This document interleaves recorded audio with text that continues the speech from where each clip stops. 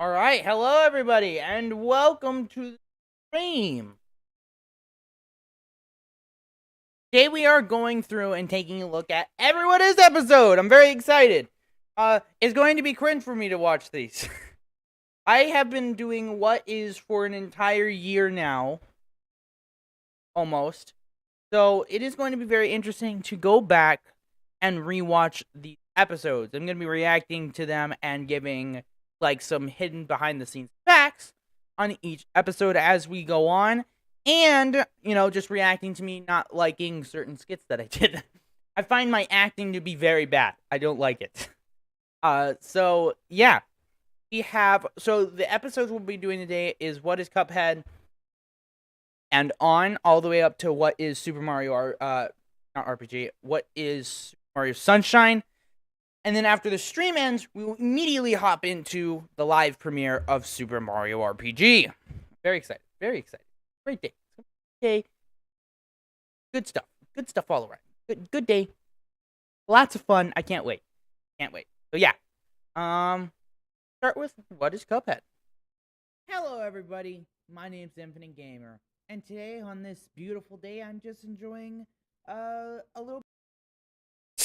I'm gonna try not to pause it too much, but immediately off the start, my hair is red. I really wanted in the newest episode, we couldn't get my hair dyed in time. There's a lot going on, and not hopefully before the new year. Well, I guess that's tomorrow. Hopefully, sometime in the new year, we can get my hair dyed and get it fixed up. But yeah, I'm gonna go through and rate each hair dye because these take months. Well, not months. These each take a month to make, so my hair changes frequently throughout this. I'm gonna give this hair a 7 out of 10. I like the maroon. But yeah, a 7 out of 10 on the hair in this one. There's one episode that the hair, I love it. Also, the green screen is behind me, but not edited at all. I didn't edit the green screen. I didn't know how to do it. I should have looked it up. Also, I've changed my room, by the way. This light is... Okay, so I have 3 fluorescent lights that go on my ceiling up above me. And they go like right now, they're going like this. Hold on, I want to pop out my chat. Sorry. But... Alright. There we go. But yeah, my lights now go like this. But they used to go like how you see it in here. How you can see it in here, like right here. Where they would go like this. So I had to record. I also have a window like right here. So I had to record these at night. Or these lights would come through and mess with the green screen. Obviously that doesn't matter right here. Because I didn't know how to green screen. So I'm just sitting in front of a green screen. It's absolutely horrible. I'm already cringing. We are only 7 seconds into the first video. And I'm all like, I sucked. A little bit coffee right now. I don't know. Also, the audio quality's been upped a whole lot too. Kind of boring around here. God. Okay. I had to amplify that audio because that is me actually like actually sipping. But in the video, it was, you could not hear it at all. If you were on a TV, it was silent. I had to digitally enhance that audio, and I overdid it. Ow! Oh man, I'm sorry. You shall pay for this by playing my game. I quite like that voice. Again, didn't know how to green screen. I just cropped myself in there. Ooh.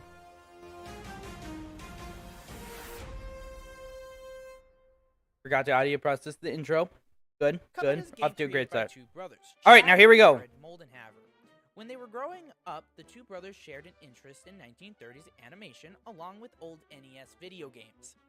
This would inspire them to make a game that took these two interests and combined them to make Cuphead. Their first attempt. So I'm just going to bring this up real quick. I don't want to talk over myself because then there will be too many IGs talking and that's going to be hell. Nobody wants too many IGs talking. Trust me.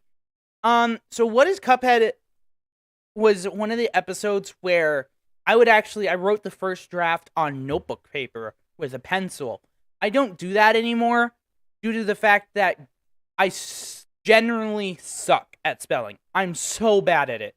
My writing's also gotten a lot better throughout this entire year of writing what is, but my spelling still sucks. And my grammar isn't the best either. So I now use Google Docs, and that's 10 times better. Honestly, 10 times better. But yeah, my first draft was written on a notebook paper, and then I went over the draft. I revised the draft in Google Docs. So this is the first ever episode that really used Google Docs, I believe. So yeah, but no. What is the history of Raccoon City was completely written on notebook paper, 100%. Never made its way to digital. But out here, I have it right here. I have all the scripts printed, saved. I only have the RPG one on hand, but yeah. Now scripts look like this. They look like this. You can open them. They have words, as scripts do. In case I need other people to voice characters and whatnot, so I have an actual script to go off of for them. And I have one for every episode, including Cuphead. But yeah, what is the history of Raccoon City never made its way to digital. So yeah, we're gonna see the writing gradually get better as we keep watching. But attempt to make a game similar to Cuphead happened in the 2000s, but due to technical limitation, it would soon be scrapped. Development for Cuphead wouldn't truly begin until 2010. The brothers saw the success of Super Meat Boy and wanted to try their hand at Cuphead once more. 3 years later, the two... Another thing that I won't bring up in every video, I have learned to do a lot better research and really tell a story behind the game, because that is what what I really wanted what it is to be, is because I love learning about games and learning about things I love. So if I get to do like this research for I wouldn't say I just go on. I don't like reading either. This is my strong suits aren't reading, writing, or grammar at all. So it's funny that this has so much of it.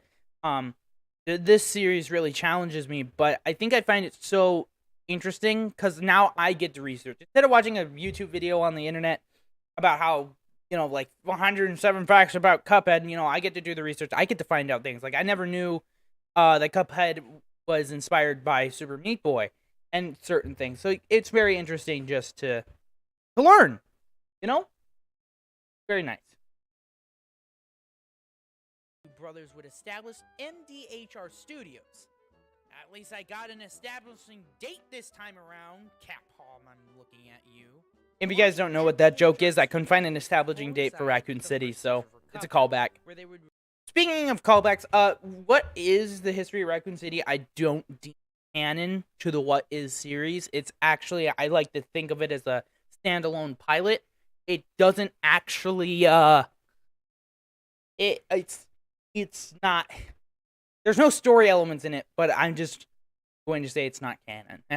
It's like almost season 0, even though get coupled in with season 1 here. Revealed that Cuphead would release in 2014. I don't know why I did this. This was a stupid decision.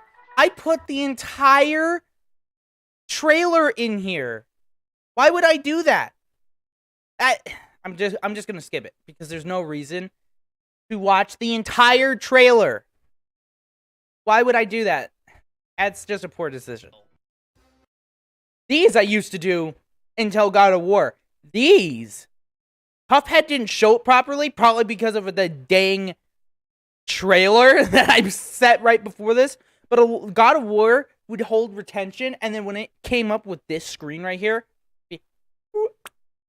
go down. People stop watching here. They'd click away. They did not like this. I stopped doing this. Although they're very stylized, I really do like how they turned out. But yeah, I had to scrap them. Run and gun platforming shoot 'em up, where you will have to jump, dash, and parry your way through the stages. I like the music. The main part of the Cuphead game is great music. The boss rush, where you will have to take on boss fight after boss fight in order to progress your way through the game. You will be taking on these bosses with all kinds of items, like shooters, charms, and supers. There's a catch though.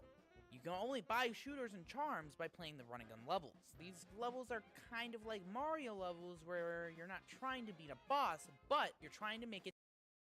Another thing I've learned, I'm going to try not to pause it because obviously this is the first episode. There's a lot to say here. I've learned not to go into the microphone. I was so bad at that. because I could hear myself and it would end up making me sound like that. And because it took so long to make these episodes, I could never go back and fix those takes. And sometimes I just didn't realize it. I was like, "Oh, that's a good take." I obviously have much higher standards now. Get to the very end of the level. You can collect up to 5 coins in these levels that you can use at the Emporium, where you can buy shooters and charms. First, let's talk about shooters in the game and how they will work in combat. The very first shooter you get is the pea shooter. This shooter is your default shooter. It has both default range and damage. Something I really wanted for games here was to properly describe them. What is also came from a thing where like a lot of reviewers that I would watch misled me into a game. I'd play that game because they vaguely described the gameplay, because there's so much comparing in like the video game reviewing scene. I feel like, oh, this game is just like this other game, when that's not necessarily true. Like, every game has a genre and you can compare games. I just compared the running gun levels to like a Mario level, but that's just because it's a platforming level. The only difference is like you always have a fire flower. But I really wanted to describe the gameplay. Like, if you watch this, you will have an understanding of what gameplay you're getting into. You won't know the feeling. I try to describe them as best as possible, but yeah, I really wanted to make sure that people understood what they were playing, what they could be playing if they decided to purchase the game I was talking about. Maximum range and acts like a homing missile, tracking down the nearest enemy, making it so you don't have to aim at your targets. This shooter is great for bosses with chaotic attack patterns, but you should keep in mind that this shooter does less damage, making it harder to actually kill a boss with it. Third shooter on the list is the Spread Shot. The complete opposite to the Chaser, this shooter has very little range and is quite difficult. I probably didn't need to describe every shooter, though. Damage, making this a great shooter for compact. That's another thing I learned. Don't describe everything. People do want to be surprised by the game that they're playing, but not in a bad way. So, like, when it comes to, like, these upgrades, you can show some highlights to make, like, to really describe the upgrade system, but I heavily recommend that you don't describe every little thing, and I kind of went a little too heavy on it. In recent games, I cover almost every little part of the gameplay, but then I don't go in depth on it. Like, you have an understanding how things work in the game, so when you play it, you understand what you're playing, or, like, you know, you could be playing. But then I withheld some information, depending if it's a story thing, because I don't want this to spoil any games, because I really want people to play games. Have experiences. That's what it is. It's all about getting experience. Like, have a good experience playing a game. So, kind of over-describing here kind of might ruin the experience for some people, and I learned that a little later on, to dim down how much I describe it. Describe enough so they understand what they could be playing, but not over-describe it so you just completely tell them the experience. Boss fights, more simple attack patterns. Shooter number 4 is the Lobber. As the name describes, it lobs all of its shots, making it more effective when you are above or near the top of an enemy. Now, the 5th shooter is quite interesting. The Roundabout is a pretty average shooter when shot towards your target, but if you fire it in the opposite direction, it gains a large amount of range. The final shooter is the Charge Shot. I tried so hard to sound excited. Shooter, the more damage it will deal. But it only can shoot one at a time, meaning you're going to have to just... I have to read these scripts. I'm not good at reading. You can tell it here so much. I think I've gotten so much better at reading just because I've had to read so many of my scripts and articulate my opinion. Because right here, you can literally hear me struggling to get through it. And I couldn't. Like, now I can. Now that I've edited and done so many of these, I literally cannot hear me struggle to get through this script when I made this. So that's interesting. I just want to point that out. Decide if you should make a longer charge up or a shorter charge up. All these shooters have a unique X move. X moves can be performed once you've charged up one card in your super meter. So, as you've seen, there are a lot of different shooters in this game. Each one can be used in its own way, but the cool thing about Cuphead is you can build yourself a kit consisting of 2 shooters. That's right, you can equip up to 2 different shooters at a time. Remember when I said you could perform an X move if you have one card in your super meter? Well, supers can be performed when your super... Why did I bring up X moves before? That just doesn't make sense with the pacing. I should have brought up X moves after talking about the 2 different shooters. Because if you just listen there, you probably wouldn't notice it. But like creating a good video is all about flow, like the flow of it. If it's like you're trying to create a wave, not a building kind of with a video. You kind of want the viewer to just float like down the lazy river of your video and just enjoy the ride. So when something doesn't flow, it can sometimes be jarring to them. Like, you know, you're floating down a lazy river and then you ran into a skyscraper in the middle of it. I don't know why I do know why I wasn't good at making like videos. Not that I'm good at making videos right now either. I can't wait to just keep improving. I already can see how much I've improved just watching this one video. But yeah, no, there's a lot that I've learned in this series. And I'm so grateful for that because, yeah, it really does help with other videos that I'm doing and other things I plan on doing. But if you guys didn't catch it there, I go from EX moves. I say, you also can charge up an EX move with the card down below. What I should have done is, after talking about the shooters, I'm like, you can equip 2 different shooters to build out your kit. Another thing that comes with shooters are EX moves. EX moves are a thing that... well, I would revive this, but EX moves are a move that happens when you're charging up.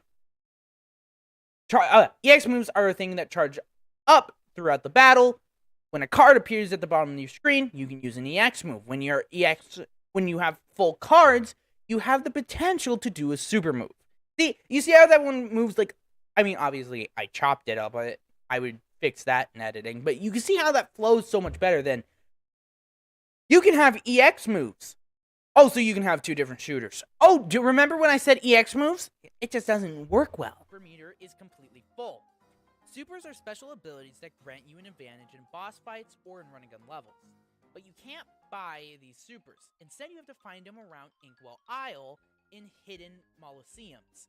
Inside these Molosseums is a legendary chalice trapped by pink ghosts that you have to parry in order to kill. Parries can only be performed on pink glowing objects in Cuphead. While in mid-air, you will have to hit the jump button over a parryable object. Struggling through it again. In order to pull one off. After saving the chalice, she will give you one of 3 supers. Super number 1 is a huge milk splash that shoots horizontally and deals a huge chunk of damage. Super number 2 gives you invincibility, allowing you to take damage without losing any HP, but only for a brief moment, and I mean really brief. Super number 3 is a spirit version of yourself that spins around. This is moving so slow too. Anything in its path. The videos have definitely sped up a bit. Talking about charms, we're gonna have to go to a quick commercial break. Are you having... Oh my god, so let's talk about skits. I love doing skits. I love writing skits. I love everything about skits. I love them so much. I don't care if they're bad. I don't care if they're good. I love doing them. And that is why the series of recent has gotten so many live action segments, because I love doing live action segments so much. I wish I had some better equipment to really push the live action segments maybe a bit further. But with what I have right now and what I'm doing, oh, I'm having so much fun with live action segments and skits. This, I love this. This was something I was all like, I'm going to do this every episode. I'm going to have some kind of skit that's funny, or me do something doing outlandish. And right here, it's the commercial break. I love these. Trouble parrying your foes? Then try pea sugar. This nifty little tree will make your first... I learned how to adjust the audio to make it sound like a radio, like, or old-timey, like, video. You're already a parrying master, you say? Well then, the whetstone is perfect for you, my friend. Sharpen your parry with the whetstone. Great transition. Man, Dad, I keep dashing into things, and it really. Before God of War Ragnarok, Well, son, don't worry. I had just With finished Smoke playing God of Bomb War Charm, like around you this can time. dash through anything without taking damage. But, Dad, my arm's still broken. No problem, kiddo. With the heart charm, I thought that was so you'll feel funny. better in no time. It will take your HP from 3 to 4. And if you're still whining after that, take the twin heart charm, taking your health up to 5 HP. But don't forget, the more hearts you have, the less damage you do, son. Are you feeling tired? Are you feeling like you aren't getting enough out of your super meter? Well, Okay, another thing I want to, because I don't think it comes across well in this, I really wanted those commercials to go through the time era of, like, how commercials worked. So, this one I'm the most familiar with, because when I was growing up in the early 2000s, I saw a lot of these commercials, but it was supposed to be like 1930 commercial, 90s commercial, and then an early 2000s, like one of the infomercial kind of things. So yeah, I wanted to do each one of those. The 90s commercial didn't, like, that was supposed to be live action. That was not supposed to be like that. There are so many outfits I wanted to get for this series. I was going to play so many characters. We don't got money for that. introducing coffee. This So, won't I worked only around keep it, you playing and for I love it. hours on end, but your super meter will recharge on its own, allowing for more EX moves and supers to be used in battle. Call 55555 for coffee today. I had to look up a fake number to put on screen here because I was so worried. I didn't want you like randomly get a number or whatnot, and I didn't know how fake numbers work, so I had to look up a fake number for it. I had to do that during editing, but when I was recording the script, I just said 5 way too many times. Like there's not even enough numbers in there to make a phone number. And I even put here like not a real number. Like I was like, please people, do not call it. Please. That's 55555 My brother found this so damn hilarious. You can access all of your charms in the equip menu, but unlike the shooters, you can only have one charm at a time. All the charms are just passive abilities. Now, different charms are better in certain bosses over others, so just have fun messing around with them until you find a setup that fits your playstyle. Last thing in the menu is a list that keeps track of all the bosses you have fought and what rank you got while fighting them. The ranking system works on a grading basis. On your first playthrough of the game, your max grade can only be an A+. This was so hard to write. I was trying to write this so it wouldn't be confusing. Not taking any damage. Also, this is an varying awkward at edit. least 3 times, and using 6 of your super cards. Once you beat the game, you will unlock an expert difficulty on all of the bosses, and you can attain an S rank on all of the bosses by doing the A+ requirements just on expert difficulty. Overall, the game is really difficult. The developers have compared the difficulty to an original NES game. I like my where you die music and choices for complete each progress segment here, though. over again, which can be really frustrating. But overall, the game is pretty fair, and the more you play it, the better you will get at it. The only thing I will say is if you get impatient with these games, make sure you're taking breaks often, as this game can destroy your spirits. Now that I've covered every corner of the gameplay, let me read you a little story. Again, the graphic. One They've been day, done away Dad now. walked into a casino Badge. in Inkwell, Iowa.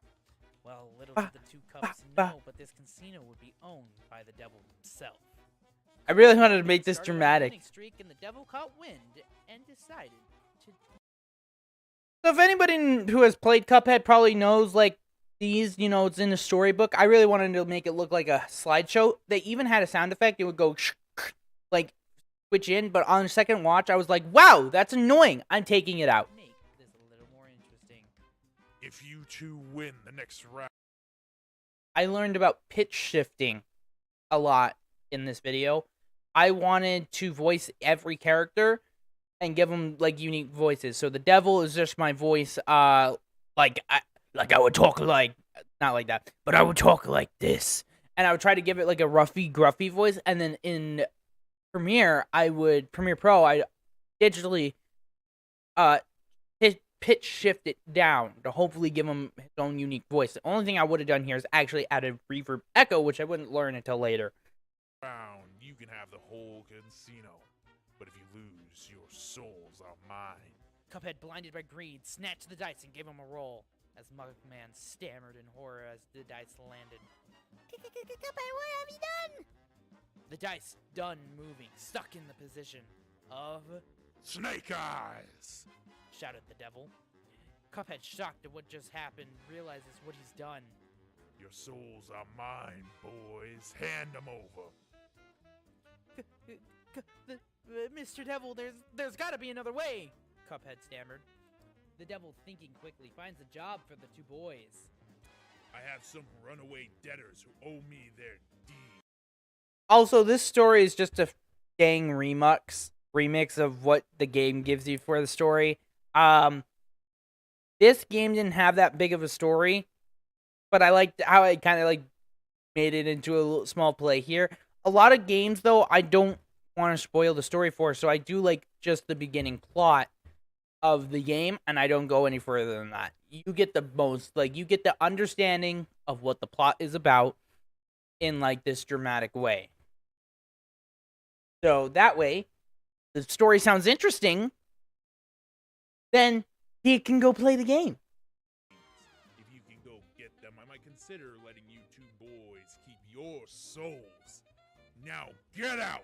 The devil kicking the boys out of the casino in quite a rude way. Now, the boys running down the path of which they came, trying to figure out what would be their next step. Come on, Monkman! Elder Kettles should know what to do, Cuphead said. Arriving at Elder Kettle's house, tired and gasping, the two boys explained to Elder Kettle what had just happened. Well, you two boys sure have gotten yourselves into a lot of trouble. But I have just... I love my old man voice. Take this potion. It will help you wallop those awful debtors. So with that, Mugman and Cuphead headed out to collect some deeds for the devil. Wow, that just was a quick trend, like, wow. Cuphead is an Smash amazing cut. game. From the visuals to the sounds, Do-do-do, this game is do- something right out of the do-do-do. 1930s. Thanks to the inspiration of old Fleischer and Disney cartoons, every asset in the game is hand-drawn and animated. Jake Clark and his team did an amazing job of selling the 1930s. I was shocked when I found this out. I knew this before making this video, but when I did find it out, I was shocked. I was like, wow, that's awesome. Complete control of a chaotic entity, which most cartoon characters are. And the graphics aren't the only thing to have a lot of work put into them. The music in this game is just phenomenal. Chris Madigan composed the music for Cuphead. He originally didn't want to make any music for Cuphead, but after the persistent brothers kept asking Chris, he finally agreed to compose music for Cuphead. The score is based off of 1930s cartoons using various brass instruments. This gives each boss jumps and jives, giving you an amazing beat to listen to while fighting each and every boss. And let me tell you, To be completely honest, Cuphead music is up there with Undertale music. Like, these two games just have amazing music. Like, there are a lot of games that have amazing music, like Last of Us and God of War, but no, like, there are just, between Cuphead and Undertale, those soundtracks are just good. Like, for, like, video editing especially.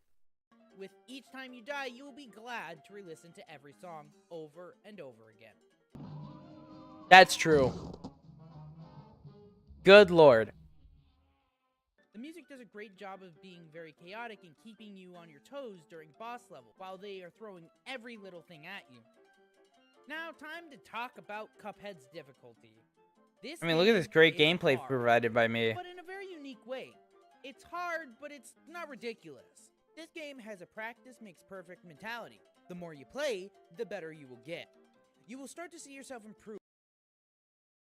I like this about Cuphead because, like, the gameplay, like, there aren't any bosses with any gimmicks. Like, they have their own attacks, and you'll have to learn the attack patterns, but, like, there's not a boss with, like, its own gimmick that does something that, like, throws you off. Like, if you're getting better at this game because you are understanding the controls more and more, bosses actually get easier for you the more you master the gameplay of Cuphead. So that's just really... That's just nice. I really like that about Cuphead.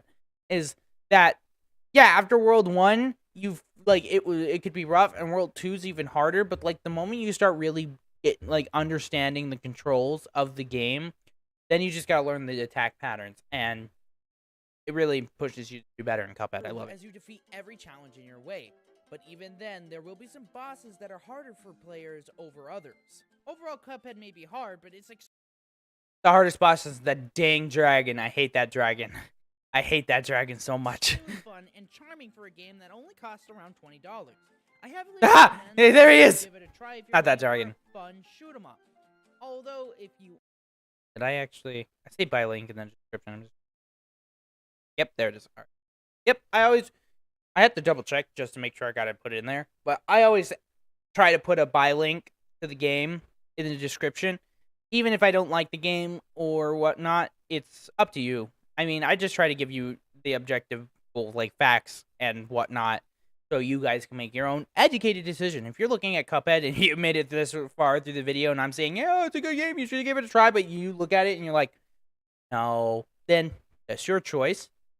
And you know, I just glad you came up with it. Yeah, I like it when people like think critically about it. The only thing about what it is not me like trying to tell you to play a game or go like, you know, it's to give you facts to make your own opinion. That's why I have the section "What is my opinion," because I also wanted to feel like I expressed myself towards the game because I love these games and I want to express how much I like them.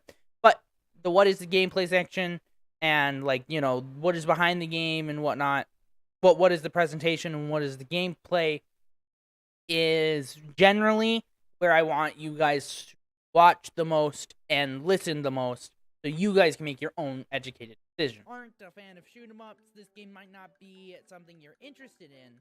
And if you've never played a shoot 'em up before, I think this game could be a great introduction to the genre, as this was my first shoot 'em up. But keep in mind this is meant to be a really difficult game.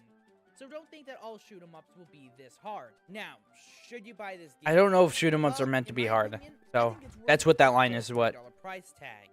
I just can't stress I can't enough believe it's that a bit $20. more difficult That's than amazing. other games on the market, so you should keep that in mind when you're trying to make a decision when purchasing this game. But if you can get around the difficulty of this game, it is definitely worth a playthrough and will be tons of fun. Thank you all so much for watching. I hope you guys enjoyed this video, and if you did, don't forget to leave a like and subscribe and bat the bell. Like and subscribe. Do what he said. I'm both. Look, like. And go check out the What Is playlist, and let me know if you guys want to see more What Is. Why did that make me so emotional? Let's give a hand of applause.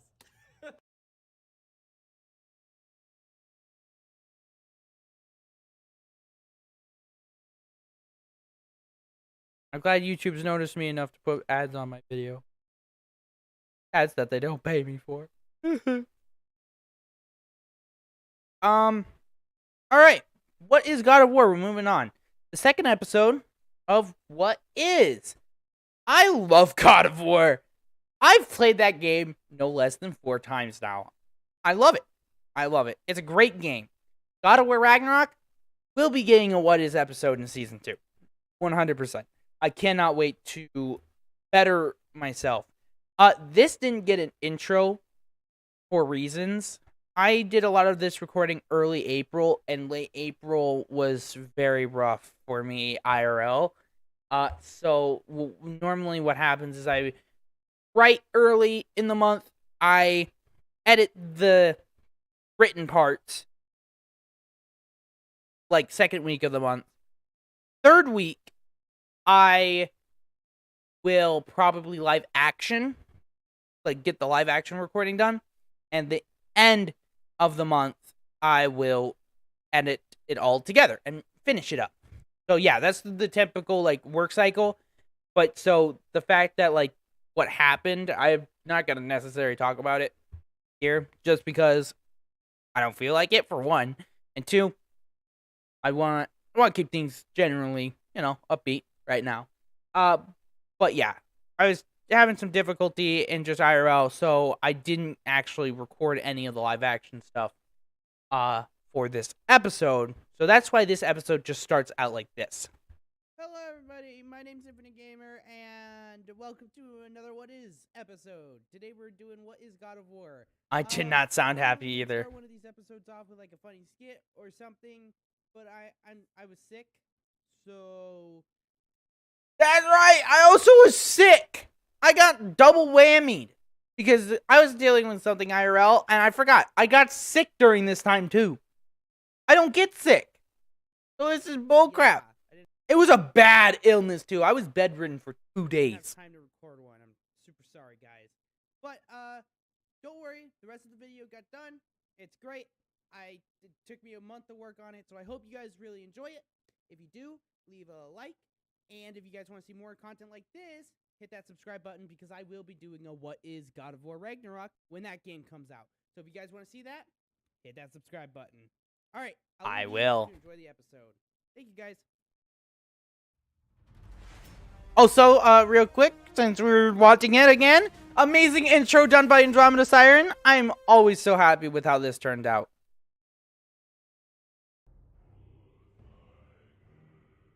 Yeah, so, okay. God of War was the episode where I saw this was a problem. But this is fucking sick. I love this. It's awesome. The God of War series was in a pretty rough place before... Oh my god, this edit took me an entire day. How long is it? The God of War series was in a pretty rough place before the release of God of War 2018. Like 7 seconds at the most. It took me an entire day to do that. I had to learn how to remove FaZe hand in a video in After Effects, so this effect could happen. The series was in a pretty rough place before the release of God of War 2018. Santa Monica Studios wanted to continue the franchise, but Sony... I took an entire class on how to do it. ...a risk with the series. After the trilogy ended, the franchise did 2 more spin-off games that have, to this day, the lowest sales in the franchise. Sony would then say that they would rather let the series rest and sleep. But Santa Monica Studios wasn't done. They brought in the big guns with Cory Barlog, who had directed God of War 2 and worked on a total of 5 God of War games. They wanted Cory to direct the latest title. Cory agreed to do this project, but said that this would be the last God of War game he would direct, but not the last game he would work on. The development team... Yeah, since he worked on Ragnarok, games, they would need to take he just wouldn't direct it anymore. According to him. The new project. I don't know, maybe that will change. Would not be the only thing that would need to get a revamp. They wanted to nearly reboot the entire world of God of War. This already is 10 times better than the Cuphead video. Scenery. Setting would also aid the story of new challenges for Kratos to face. A lot of people, including the team, would say that this game is a soft reboot of the God of War story. Fun fact, I have not ever played any other God of War game. God of War 2018 was my first God of War game. I have watched a lot of God of War, so I do know, like, where he comes from, so I didn't step into this like, I know what I'm talking about. So, yeah, no, I watched a lot of God of War.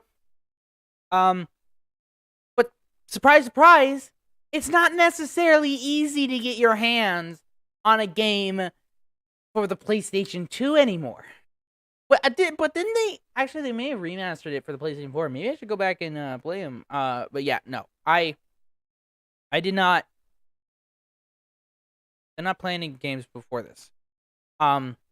Just generally because I have watched a lot, so I do know where he comes from and whatnot. And honestly, just by the look of the gameplay, I didn't see it appealing.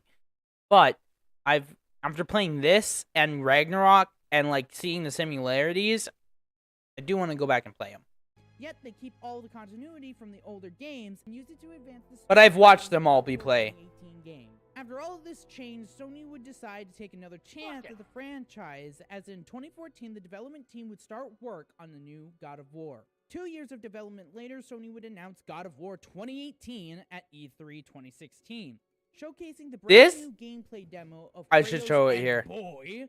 Yes, get ready for a lot of these jokes throughout this video. Boy! Let's just say the crowd would be hyped by the reveal. Dude, I love this video.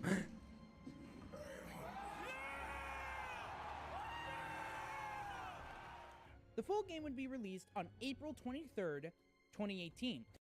I didn't do this for Cuphead, I just realized. Wow, a lot of tropes that still go on come from God of War. God of War really was like where I had it nailed down, I feel like. Although this font should not be used, I should have used a different font. I like to use fonts that go with the game. But yeah, I'm talking about its release and its launch price, so you have an understanding of how much a game costs before you buy it. Because if a game releases at $60 and you're on the store and see it for $20, well, then you dang know that you should buy it.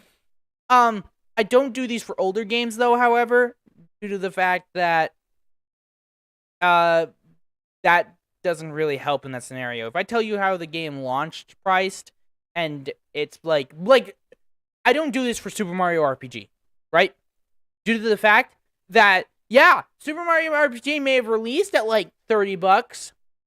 Okay, Andre, probably like $60. No, actually 30 might be around its price. Yeah, sure, it might have released at $30, but now it's $1,000 on eBay, so good luck. For the full price of $49.99, and would see a PC port in 2022, along with a sequel in development set to release that same year.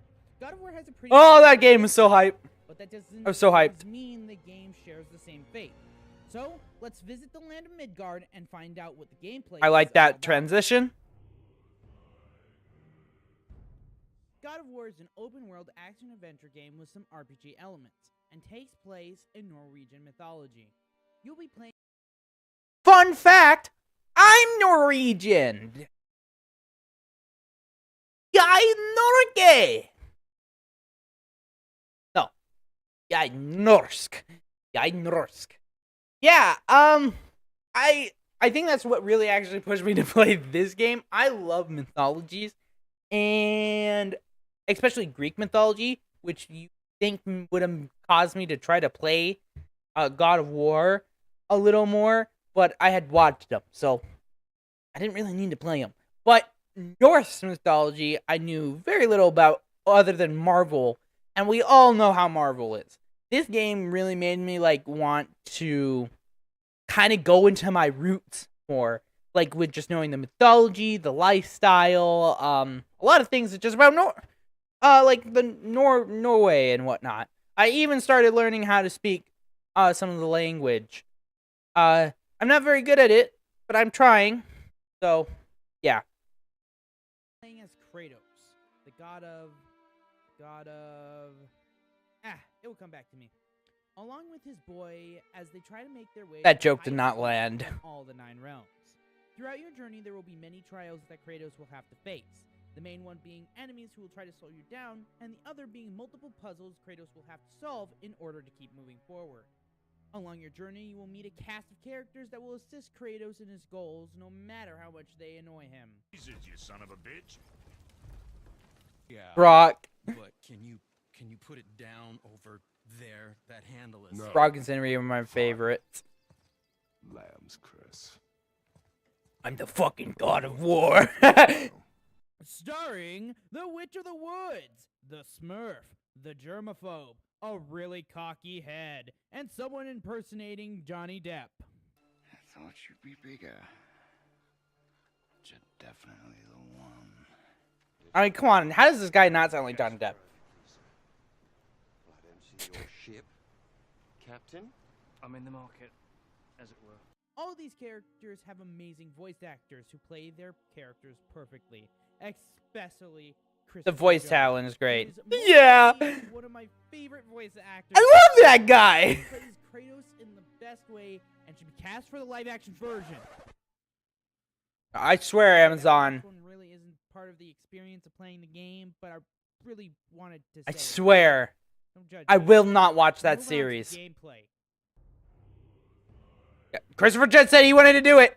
You have no excuse. Games, due to its tight gameplay and customizable play styles, and where this shines the most is in the combat.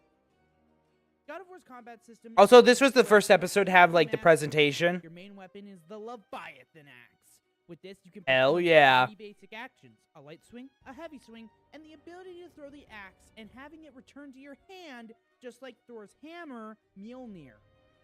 Other than the axe, Kratos also has his Guardian Shield. This is a special shield that extends from Kratos' wrist and will allow you to block oncoming attacks. But not all attacks can be blocked. That is where evading comes in. You can perform a dodge roll to move out of the way from attacks that can't be blocked. See, stuff like Now, this.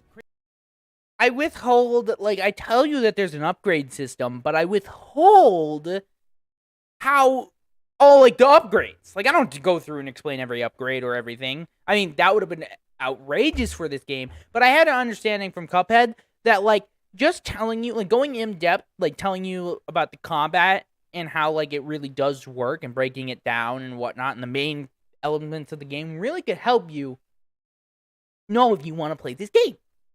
Kratos being the ghost of Sparta. But I now am withholding certain information. Ultimate-like ability that can be triggered when your rage meter is completely full. In order to fill the rage meter, you will either need to deal damage or receive damage. And once it's full, you can just start throwing haymakers like you're in a bar fight. Well, looks like we got ourselves. Like, we got ourselves a double, baby. You can add on to these basic attacks. I love that edit. Runic abilities. There are two different runic abilities, a light runic attack and a heavy runic attack. These runic abilities allow you to perform moves that can help you out in combat, like the light Ivaldi's Anvil, baby. of Utgard. This attack can shoot up to 3 ice waves to hit a group of enemies that are directly in front of you. There's also the heavy runic attack, and sorry if I butcher this, Ivaldi's Anvil.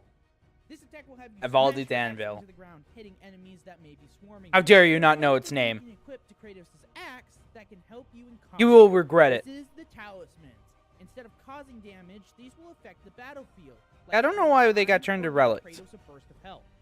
Kratos' last tool in his arsenal is his boy. Equipped with the Talon Bow, your boy can It's his shoot boy. what you are aiming at. Or you could just blindly press square in hopes you hit an enemy that you want him to hit, and when you don't, you can just blame him and ground him. Boy also gets runic attacks of his own. Now that you know how to kill your enemy, what do you get for doing so? In God of War, you will receive XP for killing opponents, and you can use that XP to upgrade your skill tree. There are 3 different categories in the skill tree, starting off with the axe. In the skill tree, you can unlock combos for your Leviathan axe. This allows players to spice up the combat, which might be getting stale. The next one is the Guardian Shield skill tree. This skill tree will give your shield the ability to perform an attack after See, I performing tell you a about block these. and shooting projectiles back at enemies. There's another area in the skill tree, however, and it is. I tell you some of Spartan. them, but I don't go. I let you More attacks discover than the rest of them. The last There's a certain upgrade I haven't I don't talk about in this in game. tree, you can increase the amount of damage But that's that because of story. Boy's arrows will deal, and how long his arrow cooldown will last. We've talked about how to upgrade your axe and your boy, but now let's talk about upgrading Kratos. In God of War, you can buy or find armor throughout the world. These armors will up the number. I feel like God of War Ragnarok really skimped out on the finding armor, in my and others can opinion. increase up to 4 stats.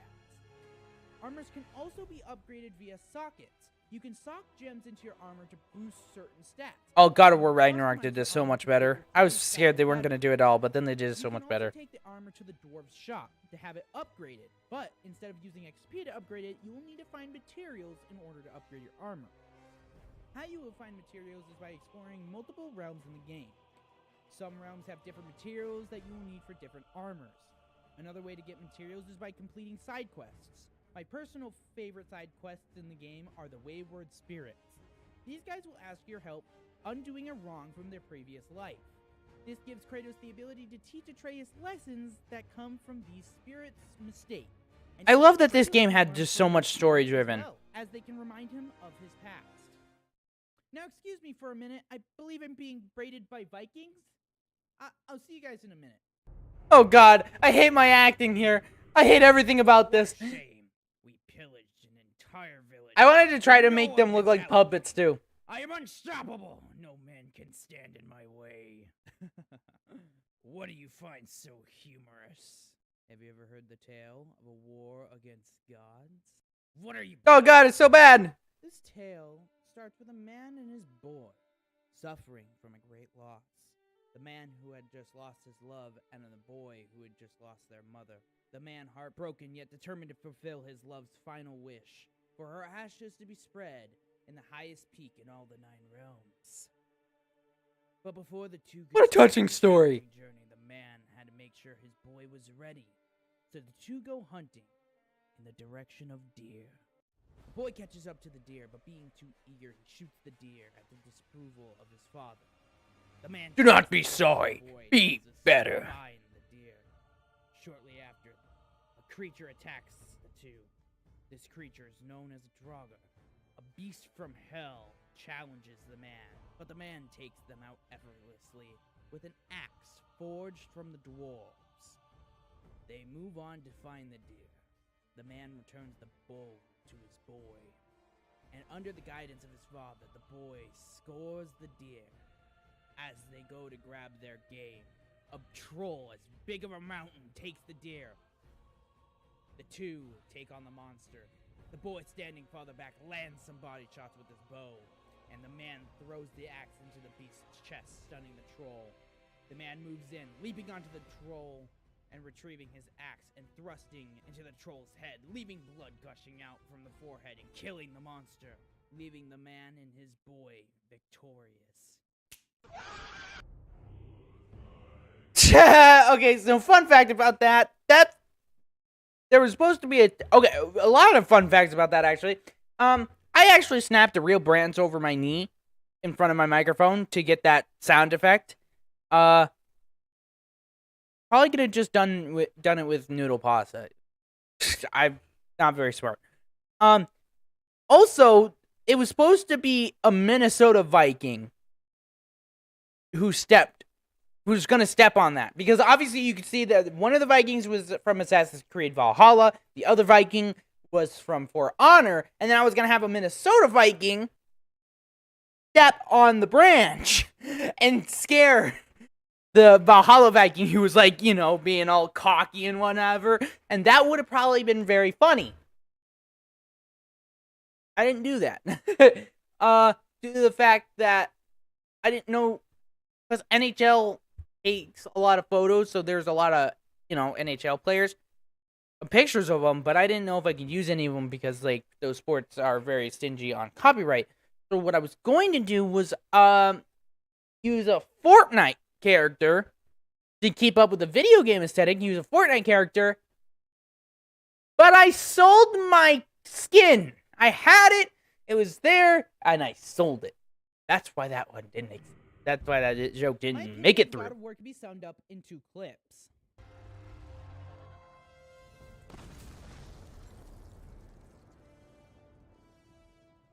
Damn epic. And this one.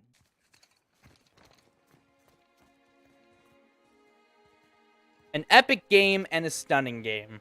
Just God of visually. War can be a beautiful game with the world just looking amazing. The visuals alone can suck you in. But that's not all God of War has to offer. The visuals help push along the crazy stunts that Kratos and Atreus will be pulling off in their... I feel like God of Kratos' War Dragon Ragnarok is built missing a little bit of this, the though. amazing camera work The visuals in that game are by amazing the too, but development just, team.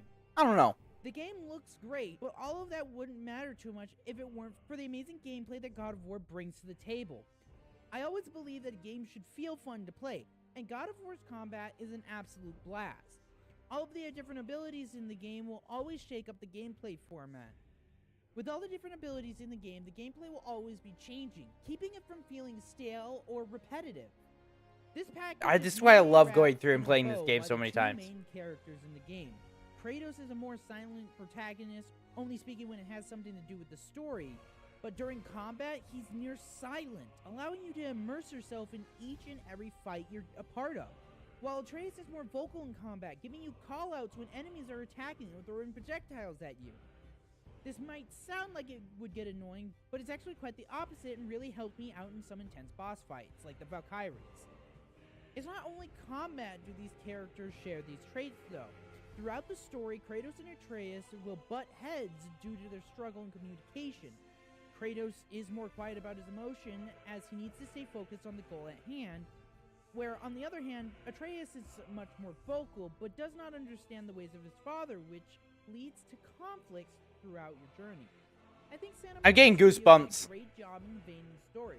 Instead of It's the music, not me. show players through subtle movements of But the music really elevates what I'm trying to pull here. Now, this game isn't the most approachable game. If you're a casual gamer, this game's graphics and gameplay may turn you away. Now for gamers who are more familiar with games, I think that this is a game that you should have. Yeah, no, I don't feel like a Mario player is going to be getting into this one. Enjoyable from the skill tree to the combat, I think everyone can find something that they really enjoy about this game. This game's definitely worth the full price tag at $20. I can't believe it. Yeah, apparently that's its price tag right now. This is good. It wasn't on sale when I looked this up. Go buy the game, play it, or watch it. I myself, I'm going to play it for the 5th time.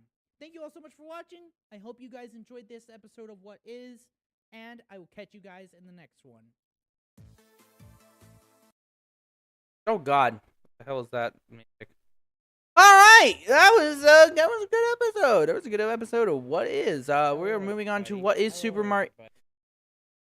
Oh, I didn't get to see my hair IRL, so we didn't get a hair rating. Also, I made this balloon animal mustache, and the whole joke here is I've been assimilated into the hat. The hat is evil. I've been assimilated into it. I actually really like this skit. Again, the hell? Come on, green screen! And there's the glue that I used to make this. Hold on.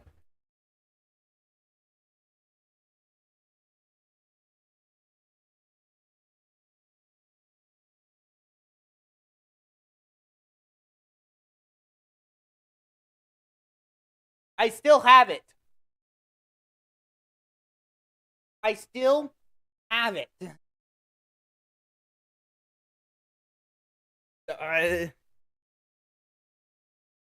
But I made it.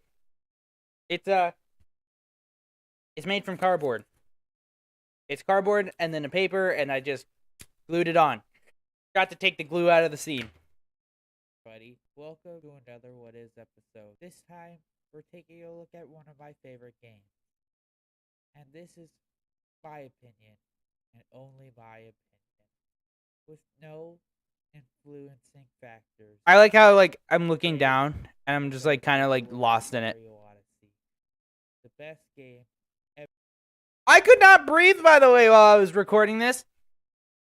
That's why this is so choppy, and I was not doing it again. I couldn't breathe. I made the nose too tight, so when I put it on, it did this, and then I could only breathe through my mouth, and I was trying to talk and breathe through my mouth at the same time, and it led to me not doing that. Ever created and ever made.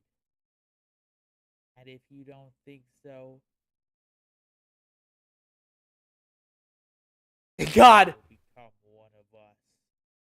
Also, hair rating. I didn't do it yet. 10 out of 10. I fucking love this hair. I love that. It looks so great. One of us. One of us. One of us! Oh, don't forget to give the video a like. Super Mario Odyssey. When The Legend of Again, Zelda Breath of amazing the intro. Wild came Thank you, out, Andromeda. Gaming had come full circle, and this thought was solidified when Mario Odyssey came out. When it Dude, comes these to two this games game, really it was were all trans-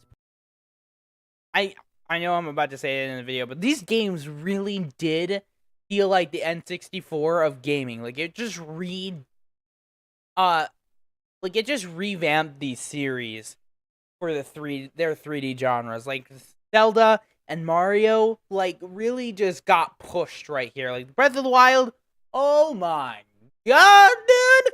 Oh, that game was so great. I cannot wait for Tears of the Kingdom. I hope they do a good job with it. That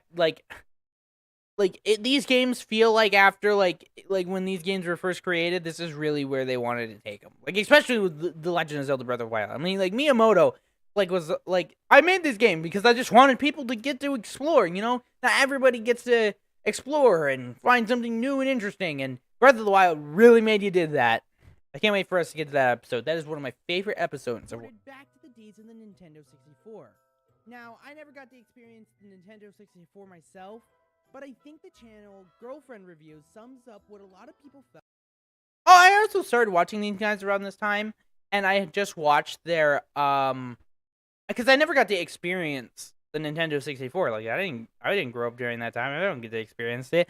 I love retro games, but there's a huge difference between sitting down and experiencing a Nintendo 64 today when you're surrounded with God of War and like PlayStation 5. You can't sit down and be like, wow, this is just amazing. What this is oh my god. And there is no way for me to get that across, like, you know, for that time. But this guy be old, so he understands. So I like this clip that I'm about to show. The year is 1998. You're a small child who has never been on a long, three-dimensional adventure such as this. And you're watching this screen right now. You're going, holy shit, Mom! Bringing us back to the present as we repeat history with Mario Odyssey.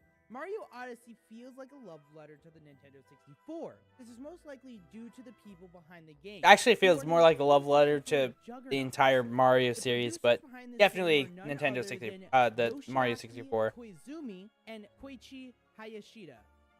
Well, obviously I haven't done this yet. I decided because, like, while writing the scripts, I felt like it was going, like, I was going off the topic a little bit. When I would talk about these guys, I wanted to keep it flowing better. Because right here, I'm about to talk about, like, what games they worked on and whatnot. But now, if you watch what is recent, there are info cards that pop up screen. So you guys, so I can just bring up their name. Their info code pops up on screen and you can see what they do. And yeah, I really like that little thing. Not a lot of people, I think, do that. So yeah, that's nice. I actually need to go to the bathroom. So I'll be right back.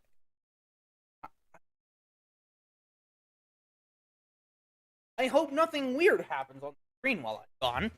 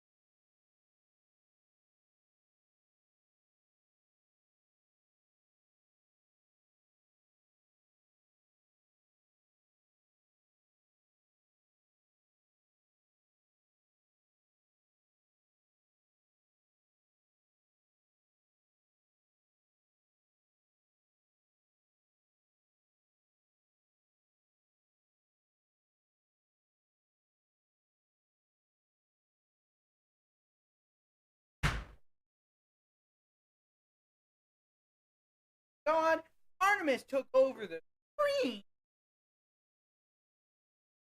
I knew something weird would happen while I was gone. All right, continue.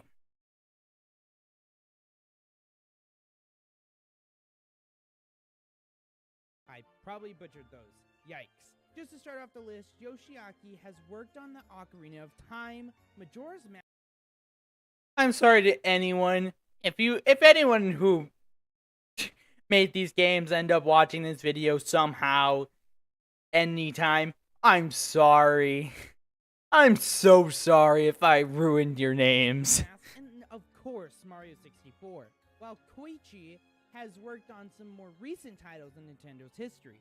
He directed Mario Galaxy 2 and was a supervisor for Smash Bros. Ultimate, and has put in a lot of work on multiple Mario 3D titles. Rounding out this amazing roster is the director of Mario Odyssey, Kenta Motokura. Sorry, drop something. Kenta was the lead character designer of Mario Galaxy, which can be seen throughout Mario Odyssey. Mario Odyssey This guy really likes octopuses for some reason. When development started, the team Hey, look at knew that! they Look at wanted that! to build this game around Text. motion controls. They also knew that they wanted some kind of object that the player could throw. Now for the elephant in the room. The Nintendo Switch. This would be the console to launch this new era of gaming. It feels as though we are seeing what Nintendo wanted these games to be when they launched on the Nintendo 64. Mario Odyssey was first teased on the Nintendo Switch announcement. I should have really written that a bit better because it makes it seem like I only think that the Nintendo 64 is where these games released on.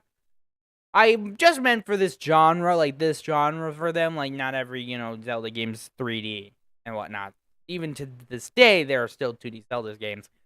That's not written that well. So you could be easily forgiven for thinking that I think that the Nintendo 64 basically was the first gaming console. Making it sound like that. Would later be revealed at a Nintendo presentation in January 2017. The game would finally fully release the same year on October 27th, 2017, for the retail price of $59.99. So with these big names behind the game, what can you expect while playing Mario Odyssey? Mario Odyssey is a short, pleasant little experience like a piece of candy. Or cake. Mario Odyssey also has some good music too. I'm hungry, alright? Mario Odyssey has a very simple gameplay loop. Do something with the green screen, bro! And explore different kingdoms. You will be doing all of this with your new companion, Luma. Oh, sorry, I meant Sprixie's. No, dang it! Abraham Lincoln's hat with eyes! Also known as Cap. And we'll get. I wish that read better. I find that funny. Abraham Lincoln's hat with eyes! Each kingdom is unique when it comes down to the style and colors used. Yet each one feels like they fit in with the game. Except for New Donk City.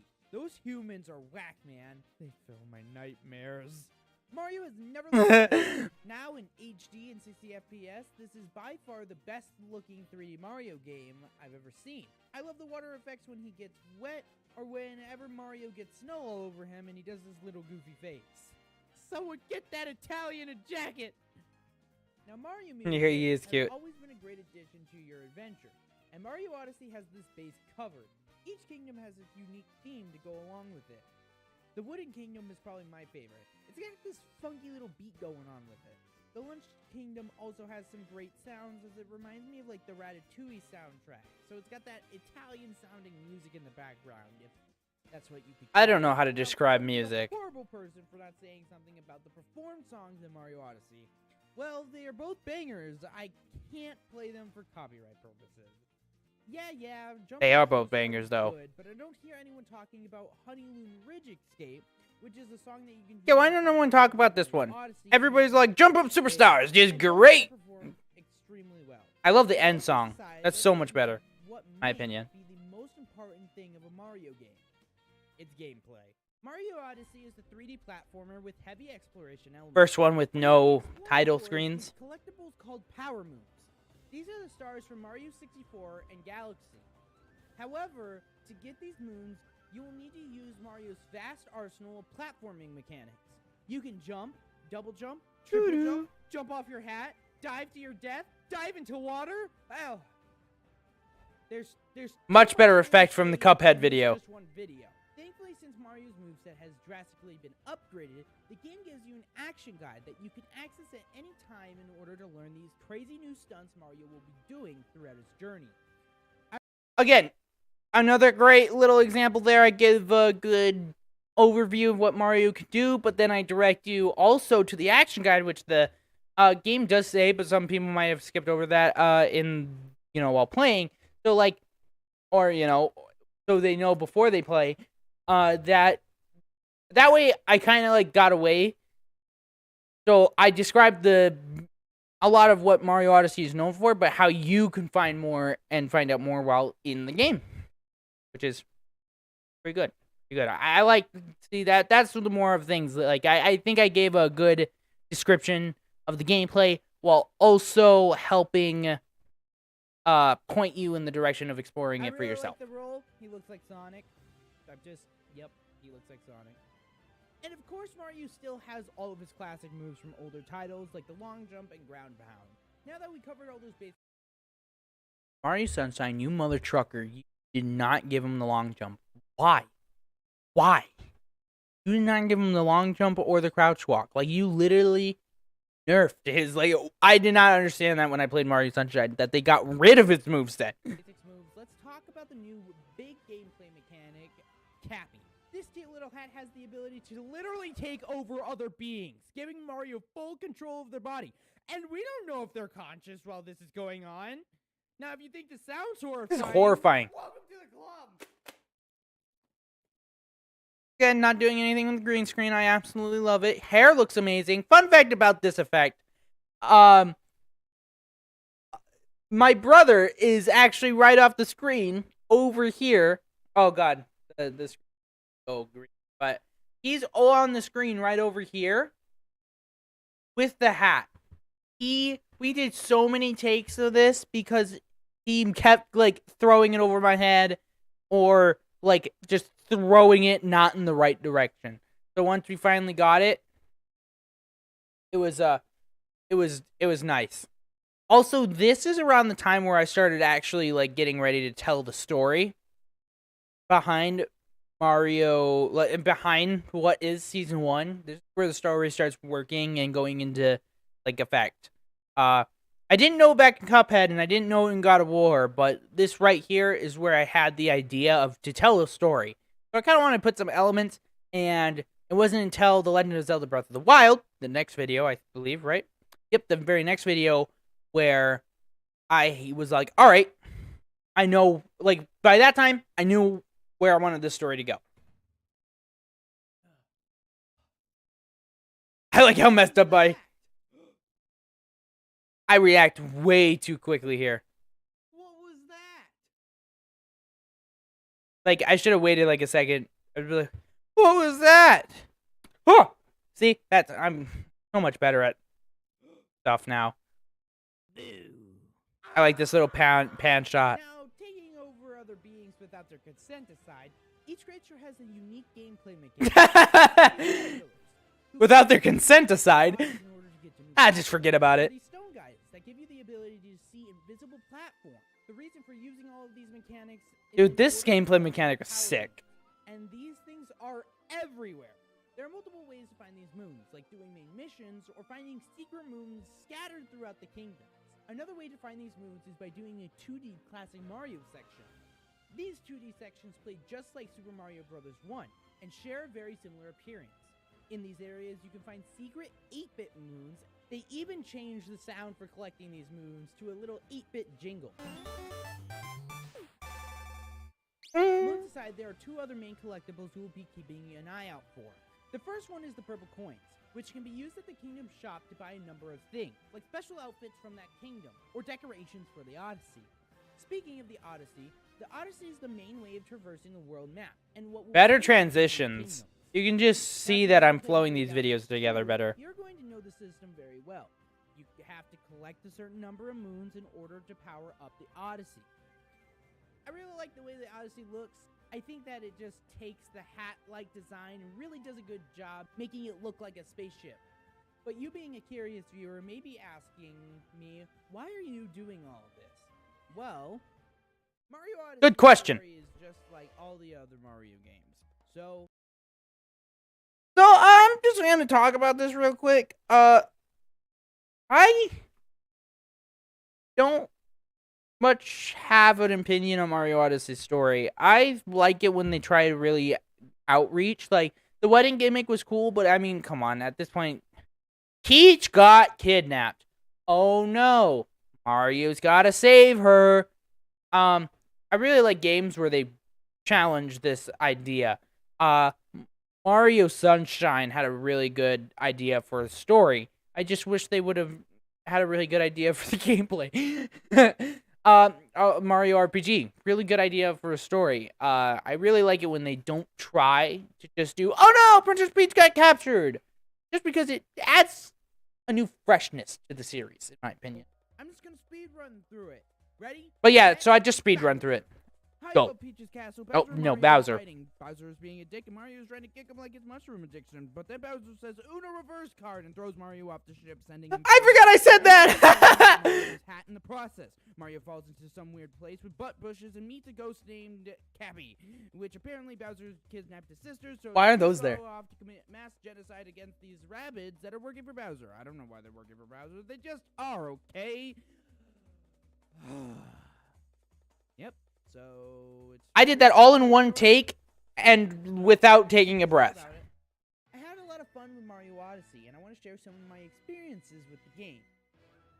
Or I First did off, take a the breath, but Desert Kingdom. I didn't know. This If it game didn't was feel like it. interesting As it was this inverted kind of desert feel, as the desert was really cold. This kingdom's It was very a giant cool. Floating inverted pyramid, and it's up to Mario to try to reset the desert.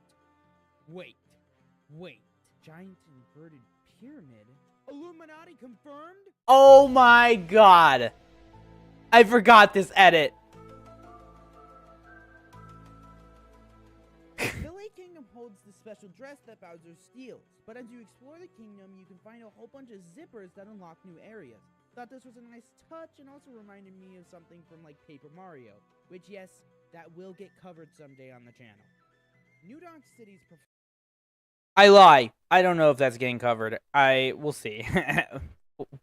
we'll see. Hopefully, one day it'll get covered on the channel. I haven't beaten it, so we'll see. Cool and all, and I really like the whole 2D thing they did, but the best thing to come out of it was Dancing Mario. Yeah, you go, little guy! So I'm a huge Mario You Galaxy get it. fan, so when I found Captain Toad for the Do first do do time, do do ecstatic. do do do They do introduced do. this theme. Mm, By far, my favorite character throughout this game. Anytime I Hell found him in a kingdom, yes. I just wore a giant smile on my face. Mario Odyssey's controls are tight, responsive. As I'm doing right now. I love all the new tricks Mario can pull off, but a lot of these tricks are locked off by motion controls. Well, the Switch has better motion controls. I think I ended up finding out there are some that are locked behind motion controls, but there was one move that like I showed here, like this spinning hat move, that's actually can be done without motion controls, and I just didn't know it. Should have fact checked myself. I played the game and I couldn't get it to work, so I just was like, "Yep, gotta be motion controls." I think the throwing the hat like vertically or like diagonally, that's motion control only. But the spinning hat, you just gotta run around in a circle and then press the throw hat button. So yeah, yeah. Whoops. I still find them annoying and intrusive. I'm only human, okay? Hopefully you can still play the game with no motion controls. It's just a lot of the cool hat tricks aren't doable without them. See, yeah, you can do that without the motion Graphics controls. are bright, colorful, and the development team did a great job keeping the kingdoms from seeming too similar to one another. The music sounds like Mario music, and there are multiple kingdoms with memorable tracks, but I can only think of 2 different kingdoms that come to mind. The music's good, but The music in this game's good, but I don't feel like it like blows out Mario's other soundtracks out of the water.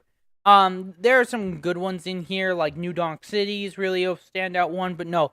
I was kind of worried when writing this particular segment because like I really didn't feel like this Mario game like oh my god, like it was like so much better than like Mario Galaxy or Sunshine or RPG. Actually, I think Mario Sunshine soundtrack is very good.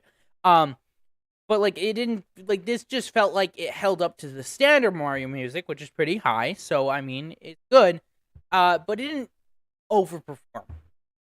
Like I didn't feel like, other than the, perform songs, like the singing, those were great. Those were amazing. Jump Up Superstar, I mean, come on, that's a great song. But yeah, no, I didn't really feel like the world levels, they were good, but they were Mario. They didn't really exceed that. Which is not as great as earlier Mario titles.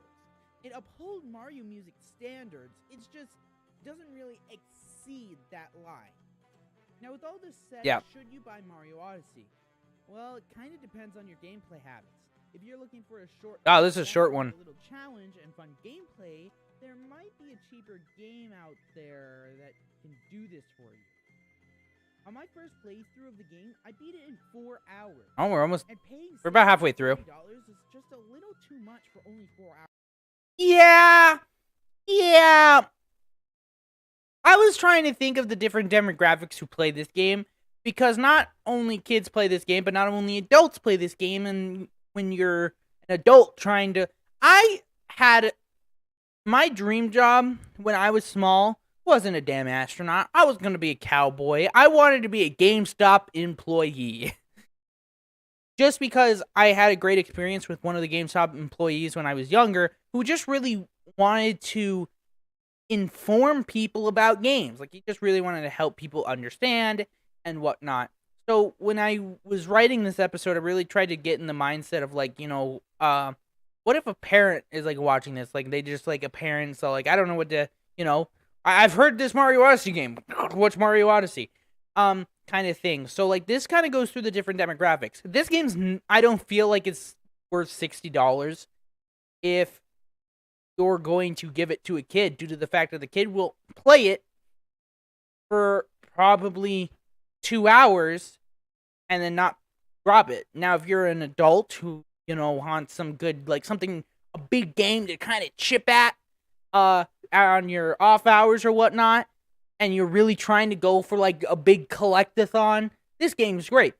I really wanted to try to make sure I was getting across that, there are different genres and different people who like games. So just because I say the game is good, which review people do not do well enough. Review people don't think that there are different kinds of demographics out there who want games. This 6-year-old Timmy is not going to treat Mario Odyssey the same way as the 30-year-old who's been growing up with Mario is. A parent should not go and spend $60 on Mario Odyssey if their kid is going to, like, just play it for 2 hours. $60 is not worth that. There are other games that are great. I mean, like, if this game's on sale, like, if this game's $20, okay, that's different, because, like, the kid could come back to it and play it later. There's a lot of different things that could happen here. But yeah, I really wanted to get a different demographic kind of, for these reviews, because yeah, there are other people in the world. It really makes me upset when people don't, like, think that through. Like, oh, Mario Odyssey is a great game. Spend $60 on it. You'll love it.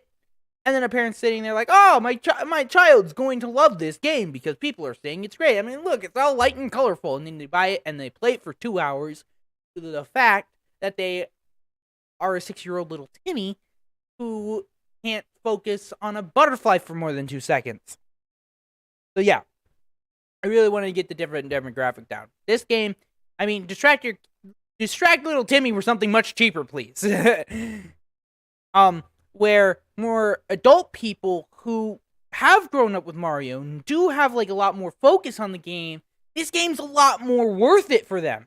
They have a lot more time to put in it. And even if they don't have time to put in it, they're more likely to stick with it or, really get everything out of this game that is in it. Like, this game has enough value in it to be worth $60. But you have to have that understanding that you want to get that value out of it. Like, little 6-year-old Timmy doesn't have that understanding. Gameplay. But now if you're getting this as a gift for a child, I don't believe they're going to beat it in 4 hours. So with Mario Odyssey's easy controls, this might be perfect for a kid with a Switch. Another group of people that I think are going to love this game. So yeah, that's another thing is kids do take longer. So I know I kind of just contradicted what I said, but that's just because I do say in a little bit that $60 is pretty steep. I try to get it on sale for them because Mario Odyssey's simple control scheme is great beginner for kids. And yeah, no child, 6-year-old Timmy's not gonna beat this in 6 hours. 6 hours. Little Timmy's also not gonna be fucking there for 6 hours trying to beat it. Completionists out there. If you love Mario and you like collecting things, this game is basically made for This game, this game's got you covered, man. Game than someone who's just speeding through it. But now I'm interested. What is your experience with Mario Odyssey, or heck, any other game? There are other games you guys want to see me cover. Let me know down in the comments below. And let me know if this video helped you in some way determine if you wanted to buy or not buy. Alright, yeah, blah, blah, blah. On to the next episode. What is The Legend of Zelda Breath of the Wild? This is one of my favorite episodes I've ever made.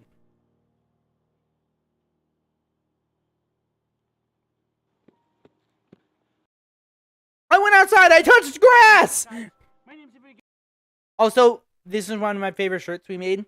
We made this shirt, and it's like, we should get it back up on the merch shop, but it's the boy shirt. I love it. And Robin made it. Hair rating? 10 out of 10. I was really growing out my hair here. And today, I'm out here in the Breath of the Wild looking for a new game to play. Guys, look! A birdie! Yep, that's the parody. Parodied that meme. Here. I love that transition. The camera didn't actually swip. You can see the like whip right here. Right? So he moves it, and it's just fast enough so it doesn't look jarring, but I really like the transition. Look, guys. I wonder what could be inside of this. A little treasure chest. This effect I was very happy with because I didn't know exactly how I would digitally make this effect. I'm pretty sure with enough learning I could have done it. I don't have time for that. My desk has holes in the bottom of it for cords. So right here, there's a hole right here. And I have an LED strip. So I fed my LED strip through the hole, and at the bottom of this Fortnite treasure chest are 4 little slits that perfectly fit in the LED strip too. So I, like, basically from underneath the desk pulled it through and put it in the chest. So when I opened it, it would give this a practical yellow glow. I was so happy that I had like figured this out and done it. And I'm just so happy, like, it turned out pretty well. I like it. I like the effect. I like that it's done practically.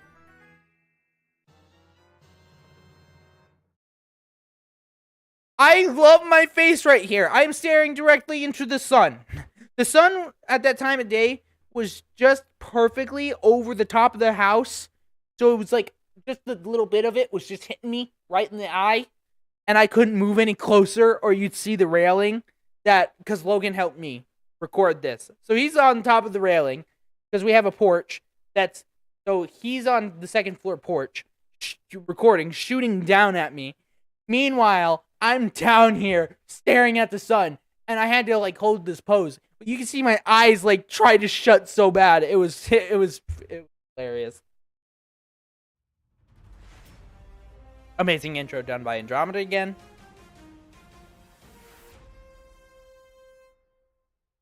Although I add in these. The Legend of Zelda Breath of the Wild. I said that gaming had come full circle with the release of Breath of the Wild. I feel with these 2 releases that Nintendo has just thrown a huge party for their 2 biggest franchises. The Legend of Zelda was always about exploration, finding something new and not following a path, going anywhere you want and discovering the world you're put in. You might already know this fact, as a lot of people have brought it up, but Miyamoto based the original Zelda off his own exploration that he would have at his childhood home. Breath of the Wild takes the feeling of exploration from the first game and brings it into the modern age. You basically do everything. I really like you do in the original Zelda comparisons games, here. like fight enemies, find secrets, and go dungeon crawling. It's just done in a huge open world where you get to decide how the story unfolds. This leads us to the team behind the game with Eiji Onuma. You know what? I'm just gonna call him Big E. As a producer behind this project, I'm familiar with some of his work, as he's the producer from He's the Twilight Big E! Link Between Worlds, and Skyward Sword. But now for the director. Again, still haven't done the of this info project, cards who's yet. no other than Heidi Maru. Again, not doing anything with the green screen. I stopped doing that. I put something there. How do you pronounce this? I did not decide. I decided that no, I would not be pronouncing this. I have some dignity. He fucked up. Screw it. Heidi But yeah, that Maru turned it is into a funny director of joke. To the Past and Minish Cap. Sorry, Heidi Maru. I couldn't say your last name. But it was a hard name. Gotta cut me some slack, please. Studio would start development on Breath of the Wild right after the release of Skyward Sword for the Wii in 2011. The Big E said he wanted the team to rethink the conventions of Zelda, and this started with the puzzles. The dev team started by making a 2D prototype like the original Zelda game and focused on working with physics-based puzzles. I thought that was a cool fact that I learned while making this. Big E would say, the physic engine pins everything to the world, allowing things to operate in a realistic way, and this allows puzzles to be solved in multiple ways. The Big E. And not only allows for puzzles to be solved in multiple ways, but it makes the game feel a lot more natural. Like the physics engine for Breath of the Wild is very good and really helps push that game. Like I feel like when people say you can do anything in Breath of the Wild, yeah, and it's all because of the physics engine. So yeah, you nailed it, Big E. He heard what a lot of players were saying in regards to an open world Zelda game, so he wanted to incorporate it into this game. Big E can't be bothered with you scrubs. Nintendo would work on, so they had to reference games like Skyrim to better understand the challenges that they would have to face while building an open world Zelda game. They may have taken a look at the open world, but they didn't take a look at the fucking programming. Oh, there's no bugs in this game. This all led up to the release of Breath of the Wild on March 3rd, 2017. The game's initial retail price was $59.99 and would be, to this day, the... I don't talk about it here, but it's so weird that they put this on the Wii U. Why? I would not have done that. ...game in the franchise with 136 million copies sold. Yes, I said million. With this kind of success, of course Nintendo would want to capitalize on it and order a sequel that was announced in June 11th of 2019 and set to release sometime in 2023. I attribute a lot of Breath of the Wild's success to the art design. This art design perfectly blends the two main art I styles love of this the art Zelda design. franchise. From the more realistic-looking Twilight Princess with the nice cell shade from Wind Waker. I think this design is the best look for the franchise.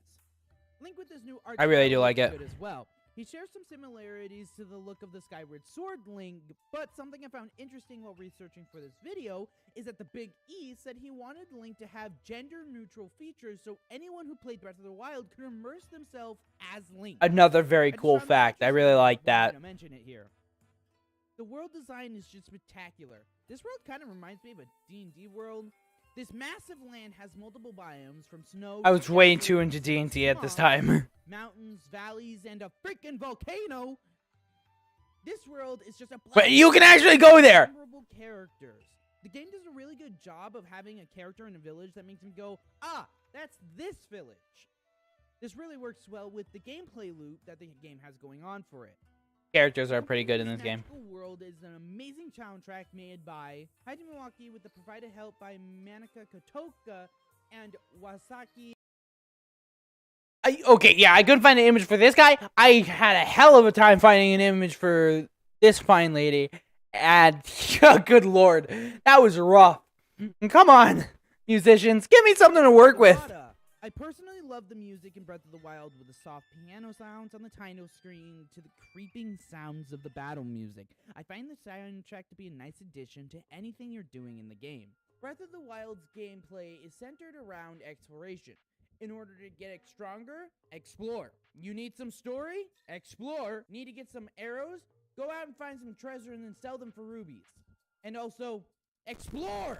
The main thing you'll be exploring... You thought I was gonna say explore sooner, didn't ya? Shrines hold all manners of challenges for the player, but the most common one is the puzzle shrines. These shrines have Link do some type of puzzle, mostly physics-based, in order to continue through this treacherous tomb. This was sick!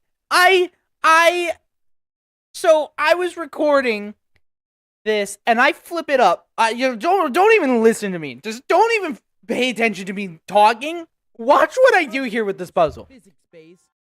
So if you played Breath of the Wild, you might know, like, oh yeah, this physics-based puzzle, you can flip it up, it can go up there, you know, making it easier. I accidentally flip it up, it flies up. Through this treacherous tomb.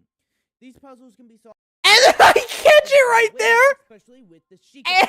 Each one of these And I send it back up. That was sick. Magnesis basically turns you into Magneto and allows you to move around metallic objects. Krynosis will make ice pillars and water sources in order for you to lift doorways or traverse. Oh, I should have really added an Elsa joke. Magnesis allows you to become Magneto. I should have gone just for a full like reference. Magnesis allows you to become Magneto and move metallic objects. Krynosis allows you to become Elsa and freeze things. Stasis allows you to become Quicksilver and basically manipulate time. Just gone full onto it. And bombs allow you to become Hans Gruber from Die Hard. Where are my detonators? Time on certain objects, and if the player hits these objects while it's frozen, it will store kinetic energy, launching it once it becomes unfrozen. The round and square bombs are kind of self-explanatory. You can set the bomb down and then detonate it to destroy these cracked rocks. But there are some differences in between the two bombs. The round bombs are easier to throw and will go farther than the square bombs. While the square bombs are good for being set down, since it's a square. This is completely off script, by the way. This little tangent I go off, completely off script. I just was sitting there and I was like, I'm just gonna go for this. Just kind of its thing. It's not gonna move. It's not gonna roll. It's a square. I've gone way too off script here. Really describing, the shape of a square. It's not really a square. It's more like a cube. But I mean, does that really matter? I mean, technically, it's not a cube either. It's just a bunch of ones and zeros. So I'm moving on to the next topic. After solving the puzzle, you make it to the Sheikah statue. Mummy? Spirit? I don't know really what they are. I do know. Yeah, what are they? They look like mummies. And once you have 4 of them, you can take them to a goddess statue and trade them in like if you were at a Chuck E. Cheese. But only if the reward is worth it. These spirit orbs will either give no you Tootsie Rolls here. Which will expand the maximum number of hearts, just like in other Zelda games. Or you can get a stamina container, which will increase your maximum stamina. You get to choose which one you want, of course. Shrines are the only thing to be looking out for, though. Throughout your travels, there will be all kinds of people who need your help in the form of side quests. There are a lot of different kinds of side quests, and some will use your last Sheikah ability, the camera. There will be some people who need a picture of something, and it will be your job to go out and find it in the world and then snap a quick pic of it. While other side quests are a little more interactive. Unlike the Divine Beast bosses... Oh, and the camera could have been, side quest. And of course, it will be your job to take it. I don't know his name. Crap. Life-threatening quest. Some people want ingredients that can be found out in the world, so it will be up to you to go fetch questing. You can use some of these ingredients in a cooking pot. There's a large array of recipes, and depending on what you put in your pot, you might get a sinking. status effect that will help you survive the wild. The last side quest I'll talk about is the minigames. The one that I did is carry the ice cube through the desert before it melts. But I'm sure there's more that I didn't find. This is a huge game, guys. It's hard to find everything. In order to travel around this huge world, you'll have to take advantage of multiple ways of travel. The most convenient one is the fast travel mechanic. After activating a tower or shrine, you can fast travel back to those places in order to move around the world. Well, that's boring and lame, and I want to talk about the fun ways of traveling. The best one is taming and riding horses. There are these stables around That the world horse was named that Milky have Way, horses nearby. and I loved her. Trained by mounting and then soothing them. You can then take that horse to one of the stables and register it. These horses can move pretty quickly around Artemis the wanted to world come and say even hi. deal Hi, with Artemis. enemies. Another fun Wanna come way of sit in my traveling lap? around the world is via the shield on your back. Oh. In Breath of the Wild, you can shield surf around the world. While fun, This it is sick. really hard to pull off in certain terrain. The best place to surf is in the desert. Now, the last way of travel isn't horizontal travel, but yet vertical travel. And it sucks. I'm sorry. I hate this climbing. game is such a bore to me. It's slow, it can be hard I don't to know what's catch going up on with my mountains, freaking and it's microphone just during the this least form record, of though. travel. I just don't like it. My least form of travel. You forgot favorite. Starting off with the most Me no common speak good. collectible, the Korok seeds. Korok seeds are like the moons from Mario Odyssey, and what I mean by that is they're literally everywhere. Pick up a rock, seed, pop some balloons, seed, complete a stone ritual to summon the underworld, seed. You can then take these seeds to a Korok named Hestu. He will upgrade your inventory by Hestu! magical maracas. But every time you upgrade a slot, it will take even more seeds to upgrade it after that.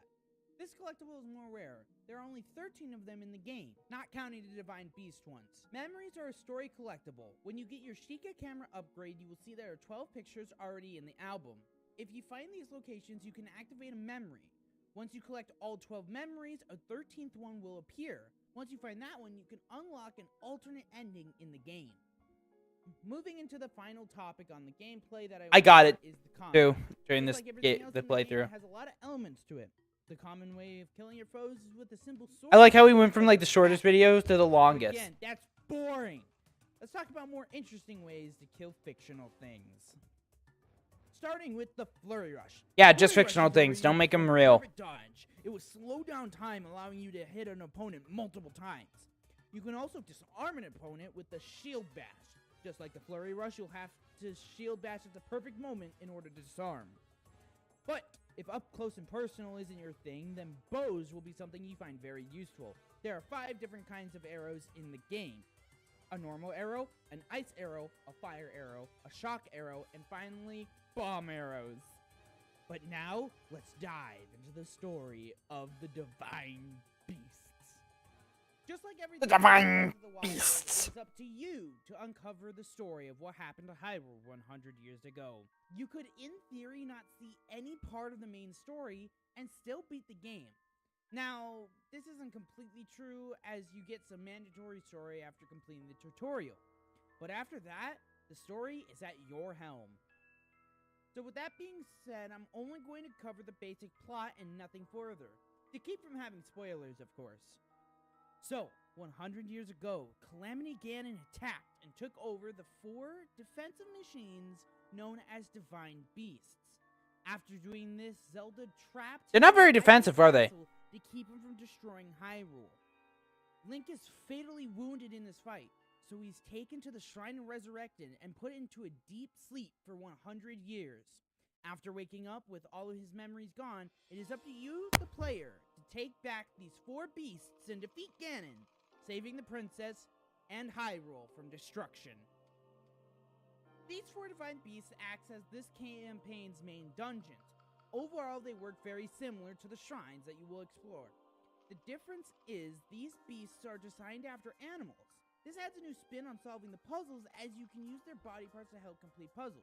Like with an elephant, you can move the spewing water up and down to make wheels move. Solving these puzzles will unlock terminals. After activating 5 terminals, you will regain control of that Divine Beast. There will be a boss in every Divine Beast, but I will let you just Notice how I don't again talk about like other divine beasts. I just talk about the elephant because that might be the first one. help you in the world with other challenges you might have to face. Again, Now that I've covered most telling of the you games like of how the game, game I'd like to works. share some of my experiences I had while playing Breath of the Wild, and even the reason I wanted This to is make where I this video in the learn. first place. This isn't where I learn that my opinion kind of like I should lay off on graphics and audio because I do talk about it, and graphics and audio is more of like a perspective thing. I try to keep it as like base factual as possible. Like, this is how it looks. It's not like up for debate. It's my way or the highway. But I decided to talk more about like my experience, my own experience through the game, like how I experienced or like perceived the game. So, let's jump into them. First off are these two shrines on top of Dual Peak Mountain. These two shrines are connected.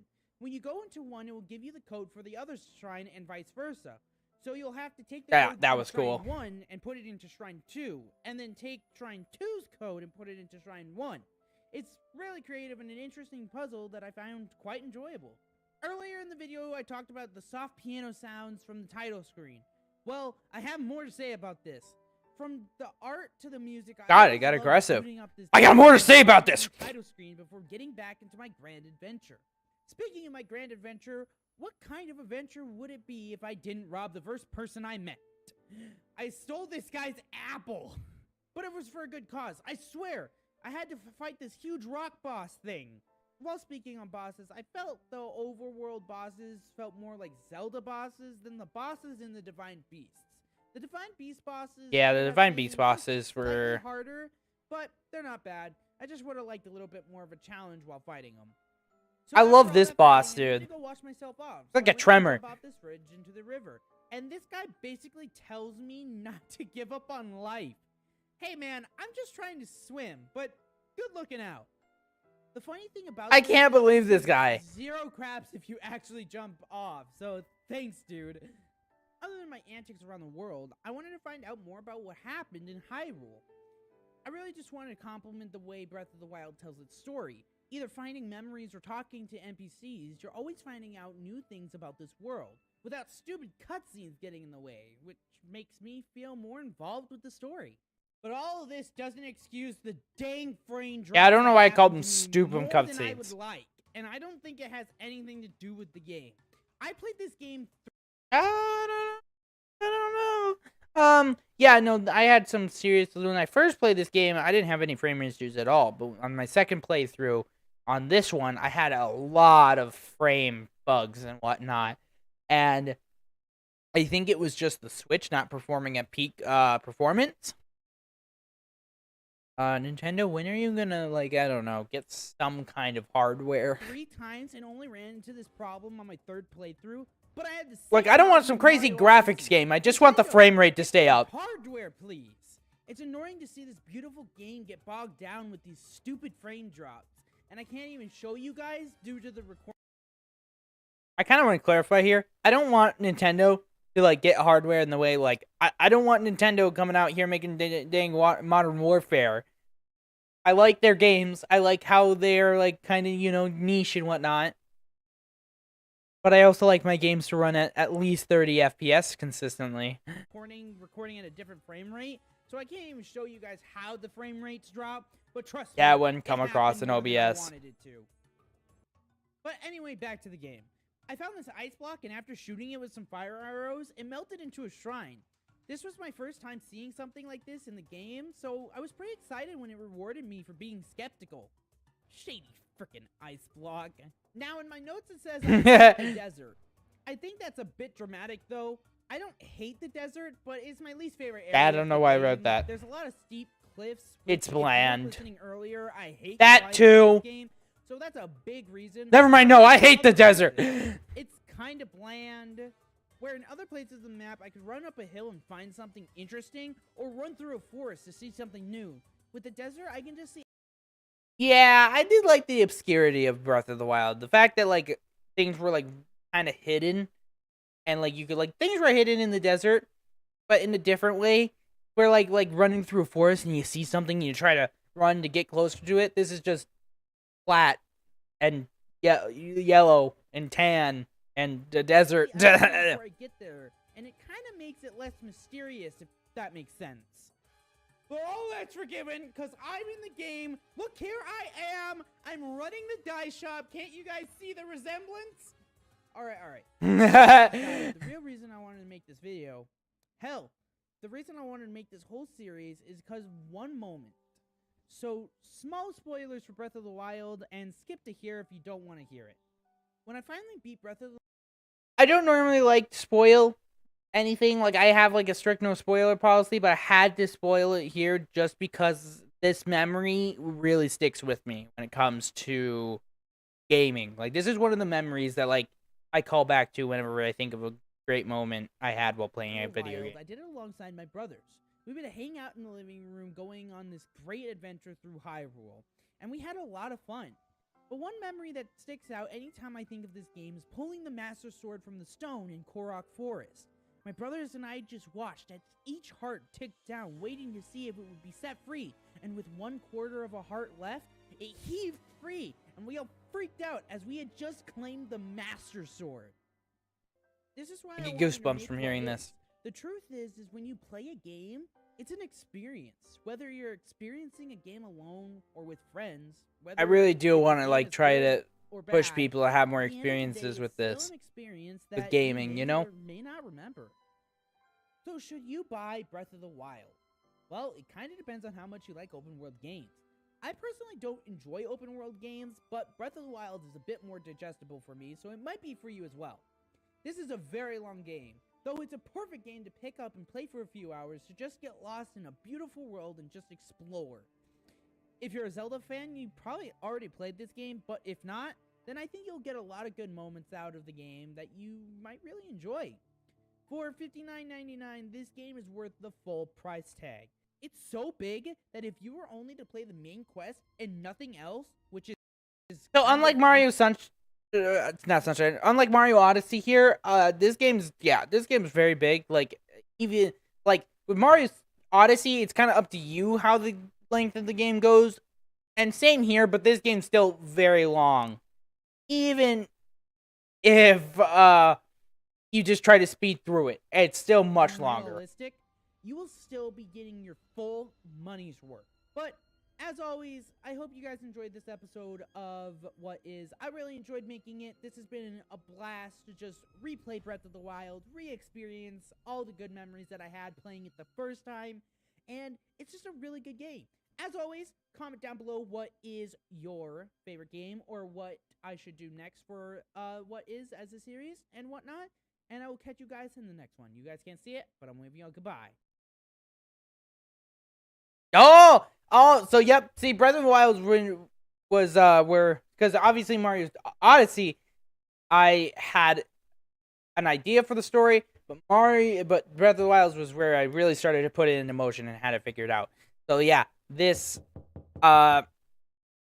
shot. Good lord, my live action segments have gotten so much better.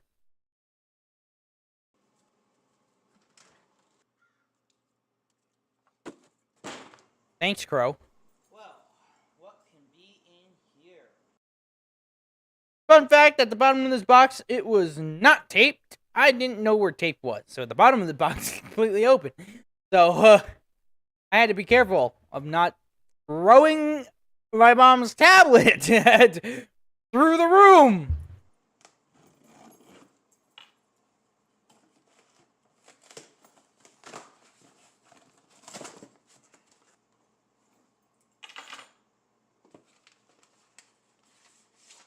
Dear IG, here's your very own and totally real Sheikah Slate from a friend.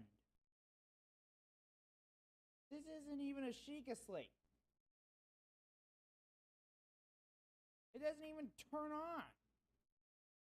What a scam. What a scam.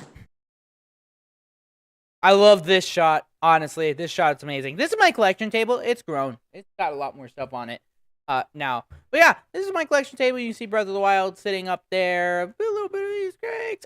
Right here is being obscured by the light, but it's a movie I was sent by my mod, Sarah. I haven't watched it yet. I'm sorry. I'll watch it one day, I promise.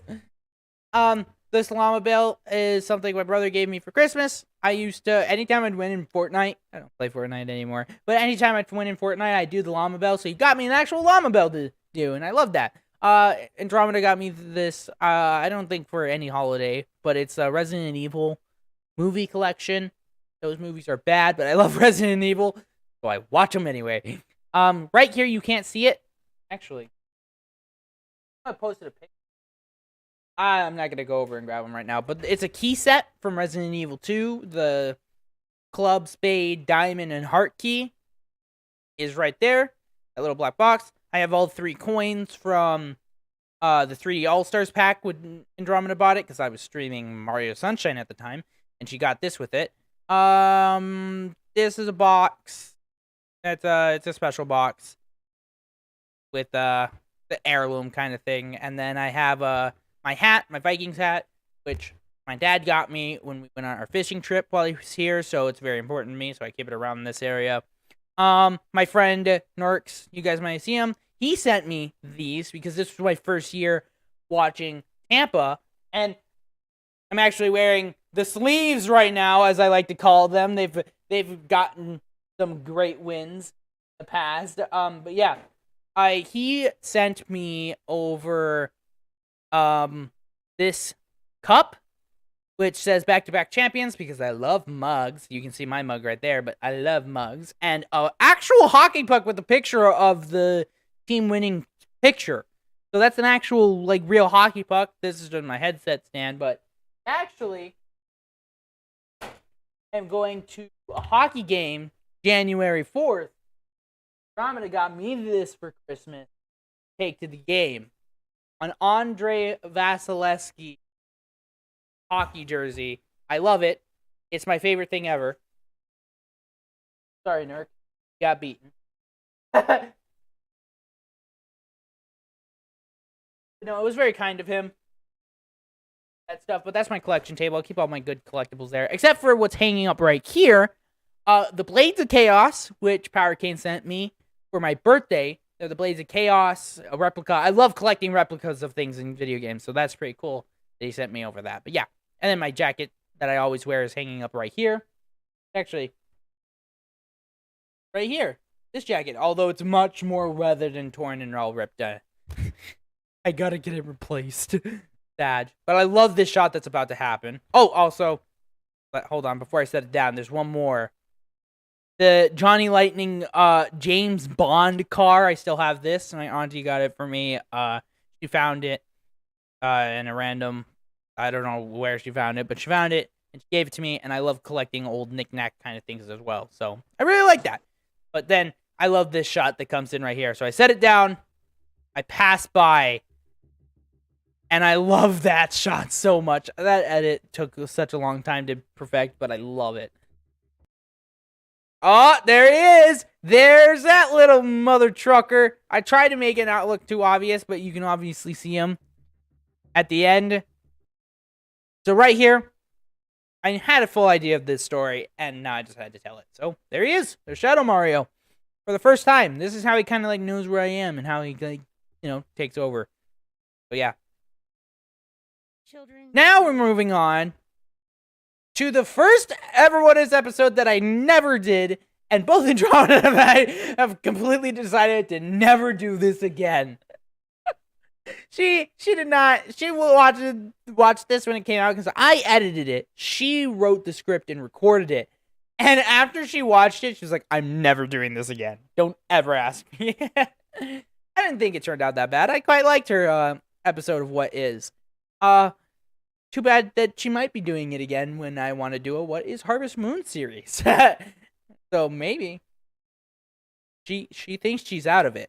Oh, but she's not. Adults, no matter how old you are, we have all had moments where we dream of an escape, place to get away, free from responsibility, free of the expectation.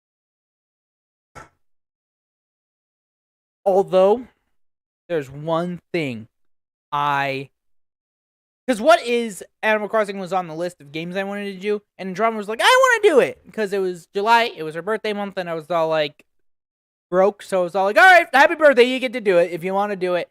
She really wanted to do it. After she was done doing it, she never wanted to do it again. But yeah, so I was supposed to do this, but then I didn't, and the number one problem I had while making this dang video was getting footage, because normally I record my own footage, and I can use it, and I know where it is. That's not what happened here. Andromeda had a bunch of footage already done, unorganized, and all over the place. I had to look for it and find it. It drove me nuts. That was the hardest thing about making this video.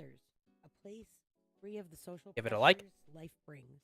In those moments, many of us But I think it turned out very well. I really like this one. On a deserted island, would that in fact be better?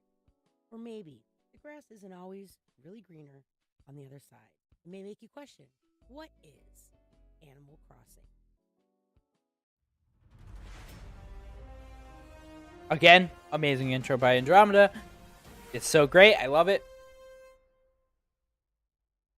Crossing. Big round of applause. What is Animal Crossing? Iguchi and Hisasha. Oh my god, are you kidding? So this is where I first start the info cards I was talking about. I didn't know it was this episode of What Is.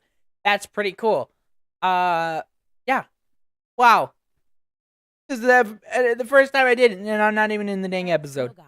For their roles in creating a game which would forever enrich the social sim gaming genre.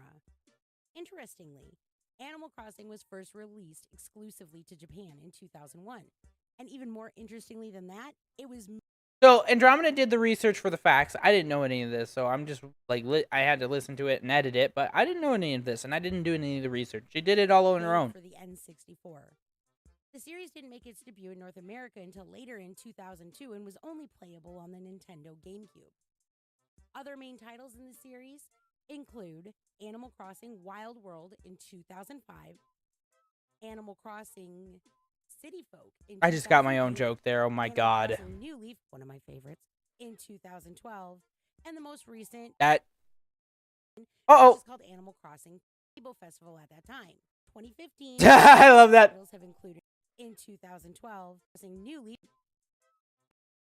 Animal Crossing. I remember going to a diner to play this. It was Andromeda's birthday, and we went to a diner, Texas, like local diner. We both got this game. I had my own DS. I can't remember if she had her own DS or she got a new DS just for this game.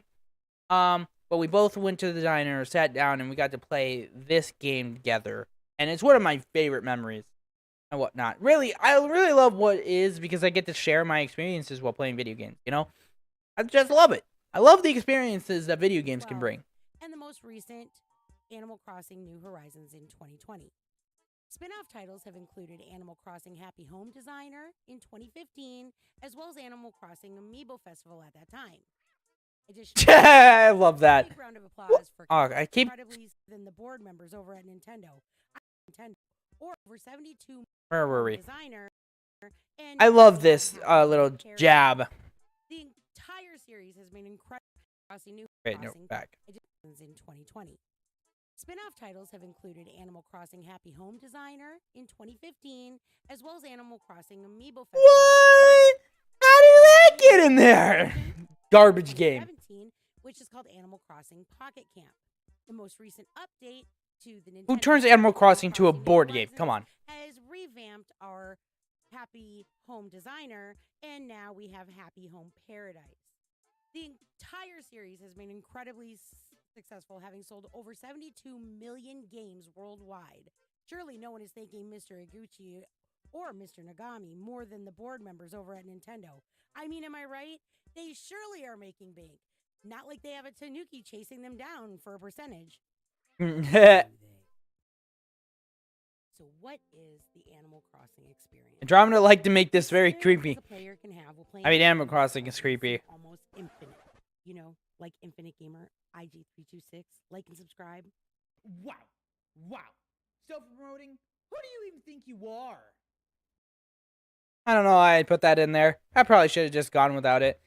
I thought it would be funny because like that's how some people like do. I don't know.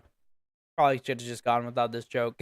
I'd probably cut it if I could. Okay, for real though. I don't know. It just breaks up the flow. Runs on a real life time. Not my favorite. Even when you shut it off, your in-game neighbors are going to carry about their business. When talking with one another, reading books under a tree, sipping some elaborate-looking drink on the beach. JK, they all cease to exist once you shut off the game. Or maybe hiding in their basement, dressed in a maid dress. I see you, Raymond. Is that why you told me no one can hear the screams from your basement? Yikes. Maybe we could talk about it more the next time I see you out casually watering the flowers. Yeah. Any Creepy. or IRL gamer really doesn't matter in Animal Crossing. You can do whatever you want for the most part. Life will keep moving. I mean, your villagers might keep moving too, because they will move out of their homes and head out to greater islands where someone will actually love them. In some titles, hitting them with a net will even make them do it faster. But you only need to resort to this if you're passing some sort of reality level of judgment and really don't like them. Point is, do what you want to do. That is what is Animal Crossing. I can hear most of you now. Whatever, Andromeda. All games have limits. What if I want to fart? Does pooping include farting? Because if so, I say do Does it? what you want. Here are just some of the things. What a horrible joke. Boo! In Animal Crossing. Fishing. Oh, she did it twice. Art. My God, this edit. I hate this edit so much. Because this is what made me almost drive me insane. That I had to go through and find everything that she mentions here because I wanted this edit to look like this. But I couldn't find any of the damn footage that matched. Interior decorating, running errands, paying mortgage, villager hunting, traveling to other islands via both plane and boat, being swindled by shady characters, building. But we did it. Shopping, I couldn't find freaking the Easter egg hunt, dude. So you'll notice him just pop up. Hitting seagulls Yep. with an axe, learning questions. I like that edit. Drinking coffee, and so much more that I can't even fit in here. You know, like selling weed. And yes, I'm super serious. If my town becomes overgrown, I can even make the sloth do my bidding. I compensate him with bells, the currency of the game, and he will de-weed my whole town, making us a much more upstanding community afterwards. Y'all thought Tom Nook was respectable, huh? Psh, underground operations all along. Don't fall into the dark side, kids. And I've already said it, but one of the key things about Animal Crossing is how the overall style of the game never really changes. I mean, sure, we get less polygons. I mean, yeah, smoother just look at that. animations, and maybe some new buttons to push or motions that will give us some in-game benefit somehow. But overall, Animal Crossing style is something that I think longtime players find nostalgic. And even if we miss washing Gracie's car, we can still call her for coffee using an amiibo or amiibo card, making an old favorite character accessible by paying. Did not know you could wash her car. Life dollars. Aww. Thanks, Nintendo. Okay, let's just get to the point. There's absolutely no way that one video could answer what is Animal Crossing. But I'm going to do my best to give you this speed. I'm going to let this keep playing while I go get food. 2001. Not much more to And if you than were in what I've Japan, already it said. started on the N64. So, Animal Crossing enjoy. consists of 5 main I'll be Animal right back. Crossing I'm just gonna titles go get- that belong to the series and some various DLCs. In my opinion, each of these 5 main titles, so to speak, that have come out are probably better explained as glorified DLC. You know, expensive ones that come years and years apart from one another. But as far as the game mechanics and the experience go, well, you know what they say. If it ain't broke, don't fix it. Other than upgrades to characters, locations, maybe a few added items or actions, not a whole lot changes from one Animal Crossing title to the next. And that's probably from the beginning, Animal Crossing changed the expectation and experience of life sim. Typical sim games provide quests, tasks, tours, serve some greater entity in this CPU-generated universe. And in some ways, you are governed and controlled by your own evil CPU counterpart. No, you can't pee right now. Finish cooking first. Or maybe you suffer the restrictions of energy and stamina, meters that determine if you miss sleep or not. Or suffer being knocked out by that one accidental sickle swing that you didn't mean to actually do, and now you've lost a whole entire day's worth of time. Even more recently, you can be policed by just one single shark that has unlimited lives to spawn and just holds you hostage on your own little raft. I think worst of all in the sim genre of games would be the needy little beings that if you don't feed and properly water them, they will quite literally die. And so the great voices at Nintendo said, have cute animals you never have to feed and water. Become friends with them, or don't. Have a virtual house and expand it, or don't. Pay a virtual mortgage, or don't. Become an interior decorator, fashion designer, land developer, paleontologist, entomologist, archaeologist, maybe even an antiquity trader. So much more you can do. Or don't. You can ignore all this and just go spend 100% of your time fishing in the ocean or taking a dive, if you really want to. That is the beauty that is Animal Crossing. Animal Crossing doesn't really have any kind of story mode to it. Certain interactions can spark different dialogues, reactions, interactions, but really the story itself is whatever you want it to be. There are 413 villagers in the most recent Animal Crossing New Horizons game. In those 413, there are 35 different species, 8 different types of personalities, and each villager has a favorite style, color, and hobby. Honestly, I think the best thing to do is just show you a quick clip that might explain things better than I can. So let's learn a little bit about Merengue. Merengue's birthday is March 19th. Her personality type is normal. They have changed it so that the, hopefully that helped, IG. They've changed it, so now there's like normal A and normal B, but not all of the stuff that I've looked at is updated. So I'm really gonna have to dig more into that to figure out what it means, but I'm fairly certain that it's with the new characters that have been added. We've got normal A, normal B for A and B type personalities, just like in like the typical psychological sense. All right, her hobby is nature. Now, what I've been telling everybody when I'm doing the streams, what you can learn, you don't have to have, this doesn't just pertain to Happy Home Paradise.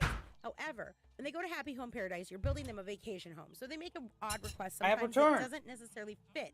In Merengue's case, I know she does, but doesn't necessarily fit what is their personality. I forgot to edit this clip down. Find a way, the oh, whole good point lord. Of, see how she interacts Skipping by past calling that. her to Brewsters. In addition to the 413 villagers, there are also 13 non-playable characters, or NPCs, that will either frequent your town or can be spotted in other areas of the game. And there are 14 event NPCs that you can interact with on special event days, quote unquote. As I said, it would take more than one video to really explain all the things that Animal Crossing has to offer. But on the topic of story, there is just one more thing. You know how I mentioned earlier that the game runs in real time?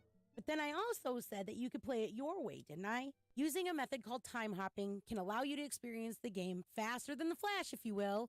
But really, it's far more a Doctor Strange kind of situation. Going into your Nintendo Switch, settings, system settings, date and time, and turning off the synchronized clock via the internet, resetting your time of day and date to whatever you want it to be, reloading up Animal Crossing. Nintendo, please don't attack us. You have become a time-traveling wizard, Harry.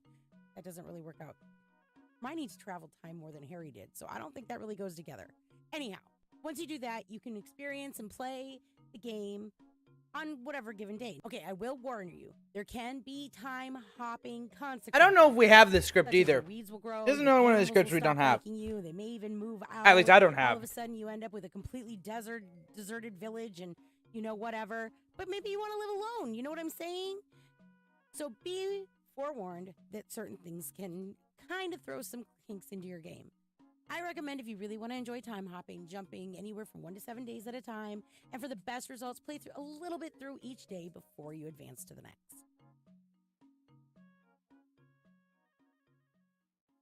At a price of $59.99 and a history of seldomly being on sale, the most recent Animal Crossing game, New Horizons, is still worth the price. In fact, all of the titles are. My family still loves going back to Animal Crossing City Folk and New Leaf. Even if you haven't played in a long time, it can be quite enjoyable to revisit what you built during your time playing the game. Animal Crossing is the type of game that even if it becomes boring and you leave it alone for a whole year, picking it back up again can feel like a refreshing experience. If you were to ask me, Andromeda, what's your opinion of Animal Crossing? I would say, I have purchased a brand new console just to play a new release of each edition of this game. 10 out of 10.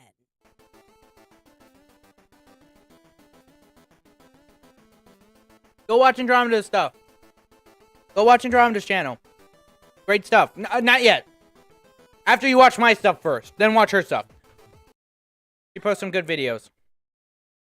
Oh my god. Here we are. He finally did something with the damn green screen.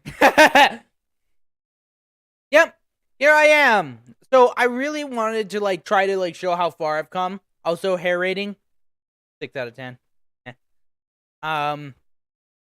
Needs a spruce up.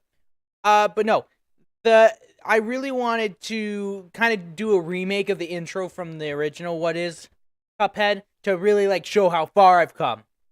So I'm so glad I did the dang green screen. Gamer, and welcome to What Is, a series where we ponder the question, what is? And today, I'm just, as always, sitting here enjoying a nice cup of coffee. That's real water I just splashed up my dang nose. That bothered me for the rest of the day. Tasty. Yeah, right after I did it. You can even see on my face that I was not happy. Back for more, eh? You won't get through this one.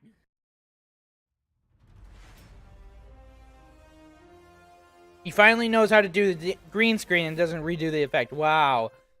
Who is this guy? Alright, to start, I just want to say with DLCs, I won't go into the presentation of the game unless it's a major difference from the original. Yeah, when covering DLCs, I don't want to talk about behind the game or like the presentation because I won't do DLC unless I've already covered the main game. So this one's actually much shorter due to the fact that I just go right into the gameplay. We also won't have the development cycle segment as we already covered that with the original game. While covering DLCs, I want to focus more on what it adds to the game and what you might want to get it as an extension of your original game. Now with that said, it's time that we talk about the brand new gameplay elements this DLC brings to the table. Obviously, we need to start with the biggest thing that the DLC has to offer, and that being This Miss was so Chalice. dang fun. Miss Chalice is not just a reskin of Cuphead, okay? She comes with a whole bunch of new movement mechanics. She can perform a double jump that allows her to reach the top of the screen more easily, and instead of having a parry slap, I replayed through the entire game again. I played through this game like 3 times just because they added Miss Chalice. I love her. She also has an invincible roll. If you do a crouch dash, it will instead perform a She's roll so fun. that makes you immune to all damage until the roll is over. Miss Chalice also gives you an extra heart for all of your boss fights. The only catch to being Miss Chalice is that she's actually a charm that can be equipped into either Cuphead or Mugman. If you're playing 2-player and both players equip the Astro Cookie charm, it will randomly give one of those players Miss Chalice. But a new character isn't all the DLC has to offer. There are 3 new shooters to have fun with. So let's start with the Crack Shot. The Crack Shot is a better chase. Oh, I like that. It deals more damage but shoots slower than other shooters. But the cool thing is the shooter starts off as a normal projectile and then breaks off targeting the closest enemy, making this my favorite shooter to come out of this DLC. Next up is Dude, it's so great. This shooter is kind of like the spread shot, but it's much weaker, and instead of focusing on accuracy, it will shoot 3 projectiles across the entire screen, making it easier to aim compared to other shooters. The last shooter on the list is the Twist Up, which is This DLC was great. weird shooter, and in It's been a good year for gaming. the worst of the bunch. This shooter also has 3 projectiles fired at once, but they arc upward, making it good for enemies above you, but it's really hard to aim. But the damage input isn't really worth it, so this is a shooter that I won't really be using. Now don't touch that dial, because we're going to yet another commercial break. Take it, Gerald. Yeah, we redid. Let me tell you, this Astro Cookie will help you settle that hunger real quick. It's so good, it will kill you. Man, Dad, after you gave me those heart jumps, I've been feeling great. But I can't help the feeling I'm weaker than normal. Well, son, I see that you've been mastering your parry ability, so take this Heart Ring Charm. Your first, third, and 6th parry will give you health. And now you have gotten your damage back. I like the Thanks, Dad, callback. I finally won't be weak anymore. Oh, son. It also you cements won't the be. cup as like a Nope. cursed relic. Dang it! Submits him into Are the you story. really sad? Well, it's because you can't see that. Hey, he does something with the green screen again. What you need is a magical Okay, mirror calm that will down. make you feel great every time you look at it. Buy it. Buy it. This effect, I loved it. Buy it. Oh, it's so gross, but I love this effect so much. I went into After Effects. I cropped this out. It was an effect that like you look at it and you're all like, well, that's cool, I guess. But you have like no idea how long it took. Miss Chalice's magic doesn't end at hopping around like a loose frog. Miss Chalice will change all three of your Amphibia! super arts. Super Art 1 will change from the horizontal milk spill to the vertical milk spill.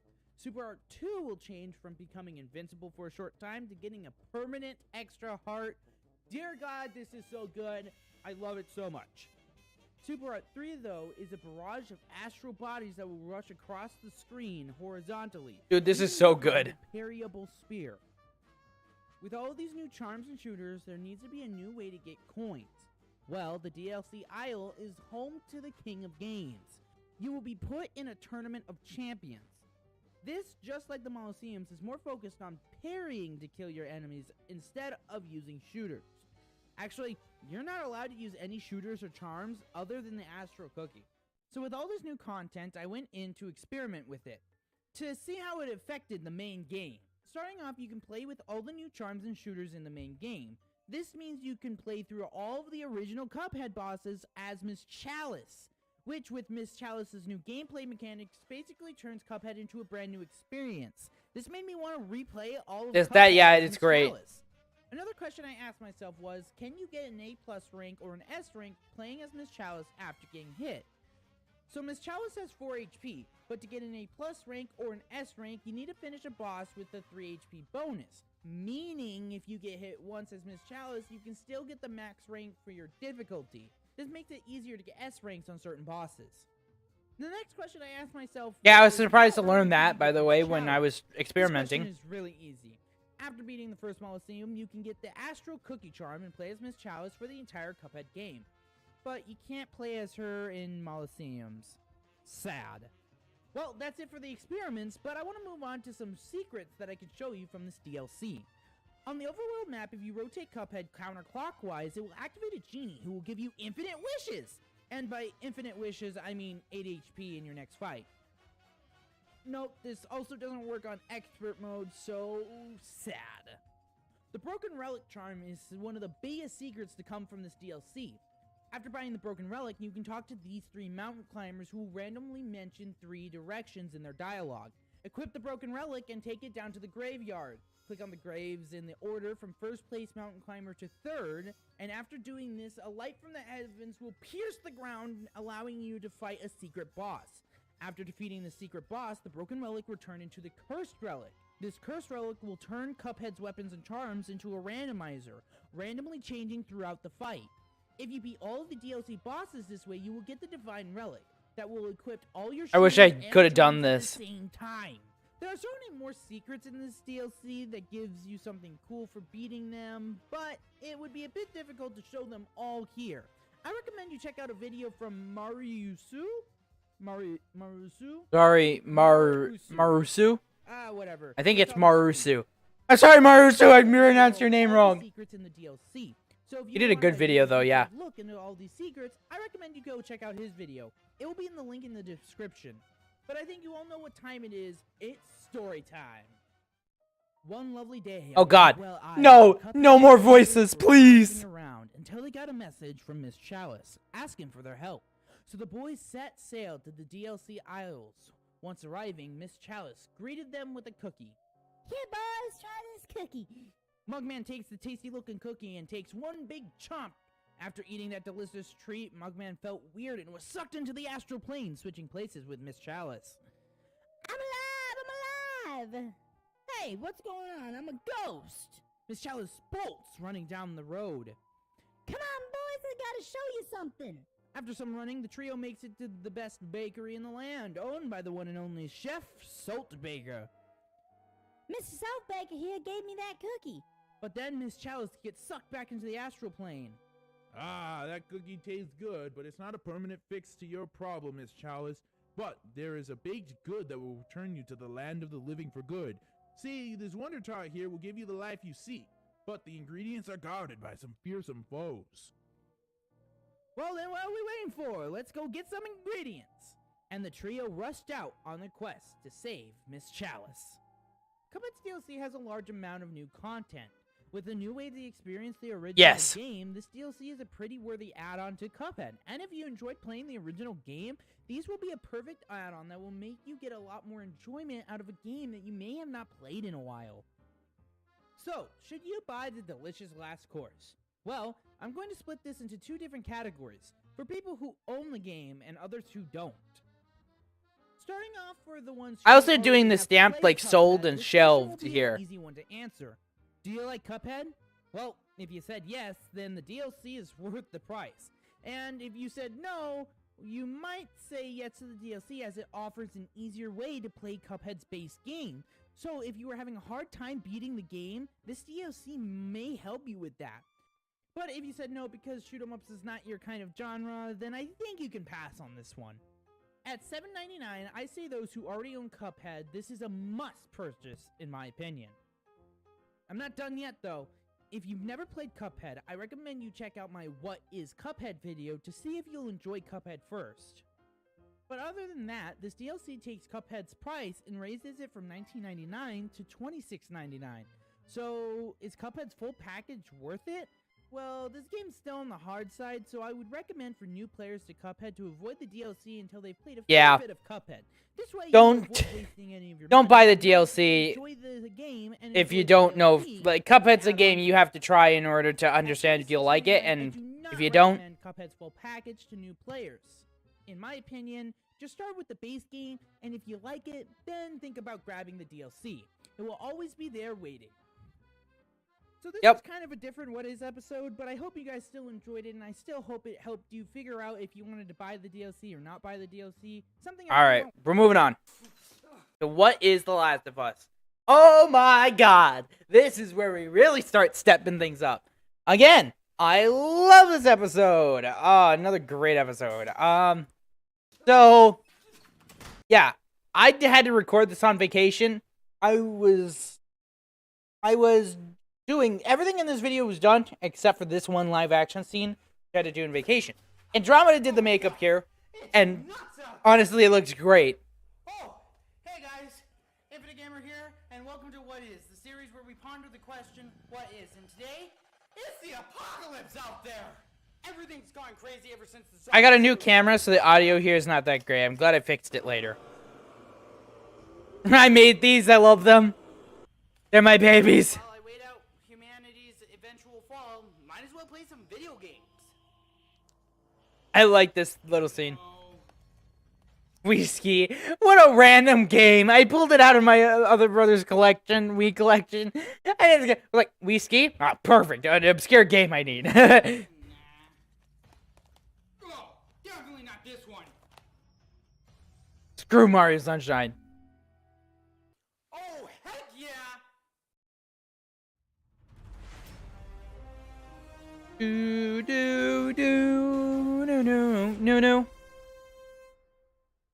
It's such a good The cutscene. Last of I Us mean, is good one of the intro. best games in all of gaming, and shows that story can be more important than gameplay.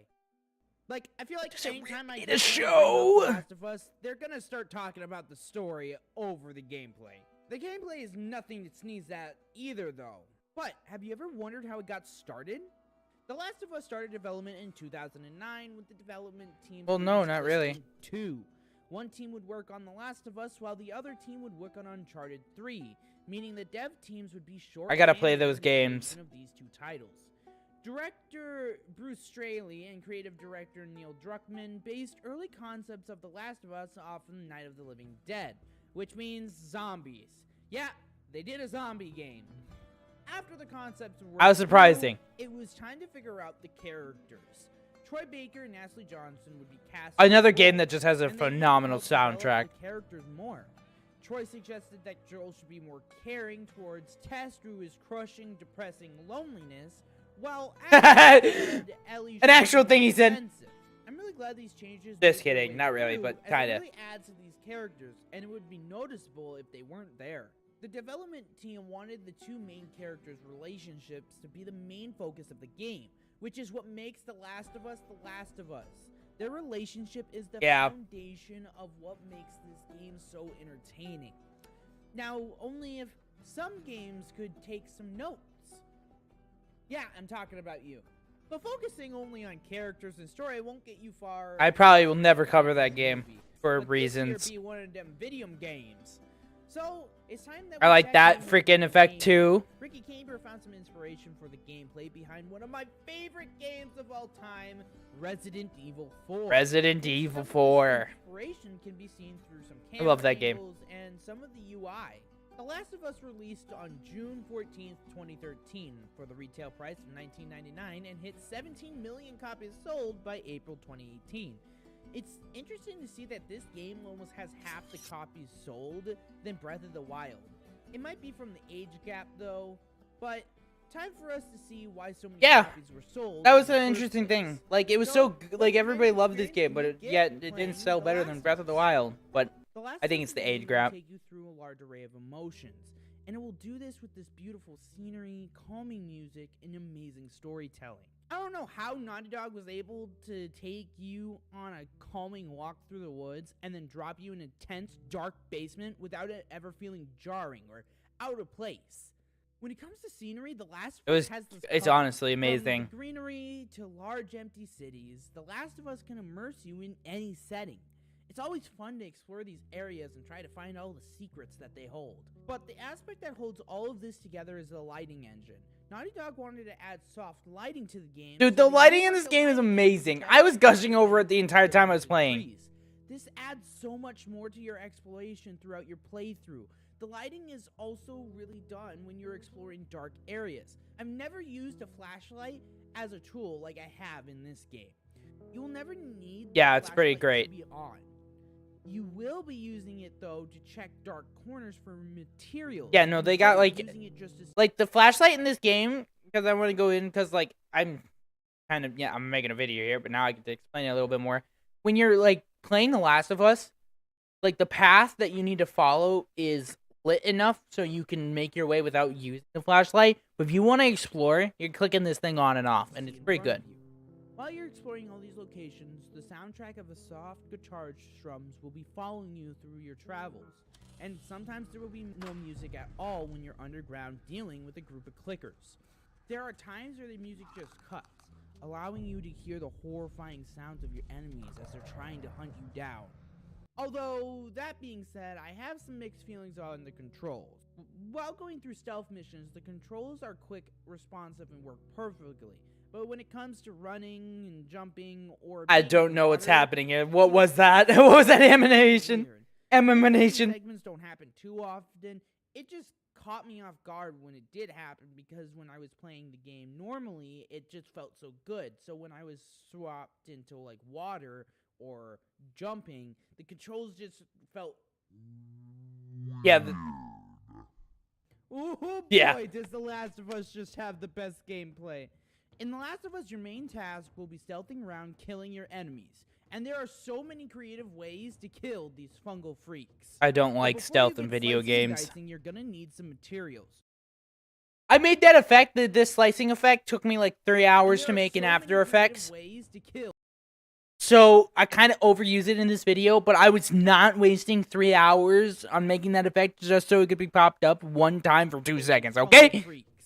But before you get slicing and dicing, you're gonna need some materials. When you're not killing your enemies, you're going to be walking around the beautiful. I'm thinking world of The doing a Last of Us, challenge where I checking go every through corner for Last of bullets, Us with no weapons, and crafting. crafting materials. There's a large list of craftables. Some recipes share ingredients and others use completely different materials, but The Last of Us has an interesting way of tackling the crafting system. Instead of just combining the materials to make something, you will need to get a full circle of that material. And once that circle is full, you have one of that item. This is a pretty unique All crafting system in my recipes opinion. only need 2 different ingredients to complete, and you have to be a bit sparing with these materials as they're kind of rare. So you're going to be stocking up like a squirrel in winter. You can use these craftables to tackle enemies throughout your playthrough. For example, shivs work wonders on clickers, while nail bombs... Well, that sounds wrong. Yeah. Nail grenades... Nope, that's not better. That's not better. taking Yeah. down motors. Dear God, this just keeps I wrote that naturally and then read it back and I was like, oh my god. Correct. Just like craftables, there is a large array of guns. Full Like, transition. So many, I wonder how Joel can even walk by the end of this game. He must have like There's a lot of Resident Evil hints in here for the Resident Evil video that I do next. Fitness membership. So I played the remastered version of The Last of Us for this episode, and I don't know if they changed the AI, but stealthing around is really hard in this game. Like, let's say you walk up to a person and grab them stealthily. I'll stand up to grab them, and if anyone sees me, I get spotted, and the game goes from stealth to either hide and seek or a Rambo killing Yeah, spree. unless you're doing this against zombies, so it's the best in my opinion. A lot of times they are going to end up with you shooting and running, but stealth against zombie toads are perfect, since they are, well, you know, stupid. It makes it easier to kill these guys with all of your They're dumb. stealthy weapons. TLDR, guns for humans, stealth for zombie toads. Your weapons can be upgraded at work. Yes. As you explore, you'll find mechanical parts. These parts will be used to upgrade your weapons or build holsters that can carry more quick action weapons, which is very helpful. I'm excited for Resident Evil 4's remake because I like that they are adapting the system into it. And I think that's pretty cool. It's all come full circle. Resident Evil 4 helped inspire The Last of Us, and The Last of Us is going to help inspire Resident Evil 4's remake system. I like that. That's pretty cool.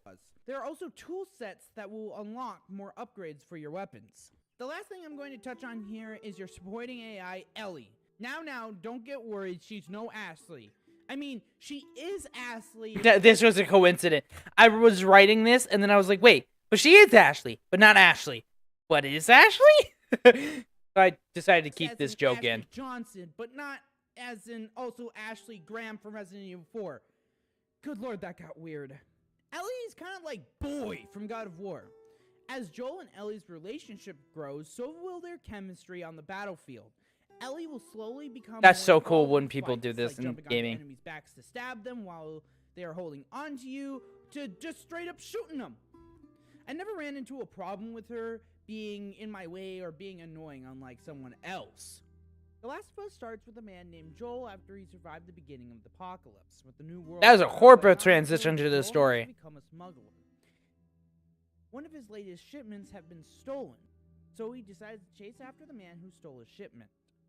After he ends up catching up with this man with the 100% help of his friend and only friend, nothing else going on between them, he reveals that he sold the weapon. So these two do what anyone would do in this situation. They break his arm and kill him. Thankfully, they take 2 steps Yep, to the right just and use casually. their weapons. This person tasks the duo How with a coincidental. girl named Ellie cross-country to the Fireflies. Okay, that's the basic plot with some signature Infinite Gamer storytelling. But the main story is really told between Yeah, the relationship of signature. Ellie and Joel. These two need to learn how to work together and respect one another in order to make it across the country to the Fireflies. The basic plot of them making it to the Fireflies perfectly sets up the goals that these characters want. But as they make their way to the goal, the characters go through arc after arc, both growing and changing. I really love these two characters, and as I played through the game, I really wanted them to succeed. Alright, I think it's that time for me to share some of my experiences and opinions on The Last of Us. So here we go! So I spoke briefly about shivs in The Last of Us, but oh boy, did I have some fun with these things. In The Last of Us, you can find these doors that require shivs in order I to love open, shivs. and in these rooms are a bunch of great materials. So I just love a shivin'. to break into these treasure troves. There's a segment in the game where you walk through this tipped office building. I legit was like playing through the game and I was like, Shiv! Shiv door! Has pictures of family members. This makes the environment feel much more lived in, and I thought it was a pretty cool detail to find while I was exploring this area. Another cool detail I found while playing The Last of Us is some sounds come from your PlayStation 4 controller, like your flashlight turning on and off, or a tape recorder. The first time I heard this, it kind of threw me off, but it was a pleasant surprise. I'm not gonna lie, I didn't even know, like when I did the flashlight, I was like, oh, that's so cool. But when I did the tape recorder, I had my headset on and I was listening and I didn't hear anything and I found it so weird. And I was like, okay, that's odd, I guess. And then, like, as I'm playing, I hear something from my controller. I'm like, what the? And I take it off and I'm like, oh my god! After this crazy discovery, the zombie toads caught wind of my awesome controller and chased me down. And unfortunately, I wasn't able to make it. You see, this hand got me. I named him Handy, but Ellie was disgusted, so I had to leave it behind. Rip Handy. Rip Handy. Sag. Speaking of disappointment, disappointments, I wanted to take the time to say that The Last of Us has its down points. Also, I want to make this clear, this is definitely a nitpick, but I got to say something bad about this game. I mean, no game's perfect, come on. My biggest complaint about The Last of Us is the gameplay in between the looting and combat. It's kind of Oh, bland dude, it's and so boring. slow. Like, push a dumpster, hit triangle 3 times, push a generator to a cord, and then press triangle 3 times. Thank And God they sorry, have someone I talking would in like to between get more these because, creativity oh. in combat, but again, this is more of a nitpick, and I'm not. And they didn't really fix this in the second one either. Like, there were some new gameplay elements that definitely are better, but, like, the combat's so good that, like, when you get in the puzzle aspects of this game, it's just all like, grab thing, put it in the square hole. Too serious about this. I just found myself in these moments to be very bored. But that's about all the bad stuff I had to say about The Last of Us. I mean, Don't act like a wuss. No, it was fucking boring. It's time we rate the game. Well, if you're one to be scared easily, don't fear. This game's not really a horror game. It does have some jump scare moments, but other than that, this game is much more focused on aesthetic. If you're not a fan of stealth games, this might be a turnoff for you. I don't like stealth that much either in my games, but thankfully this game allows for more aggressive gameplay styles. As long as you save your materials, you won't have to focus on stealth too much.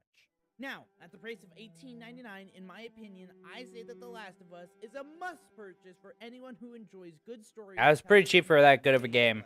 And as always, that is it for What Is Today. I hope you guys enjoyed another episode of What Is, especially this one. Again, I have so much fun making these episodes and just doing all the cool, fun stuff that comes. Yep, moving on. 2 more left. Since the world's been It's been 59 days since the world's been overrun from zombie toads. Fun fact, that's how many days in between this upload and The Since Last then, of Us. They mutated into zombies. I know. Weird. I know. Weird. And yeah, the zombie toad's still there.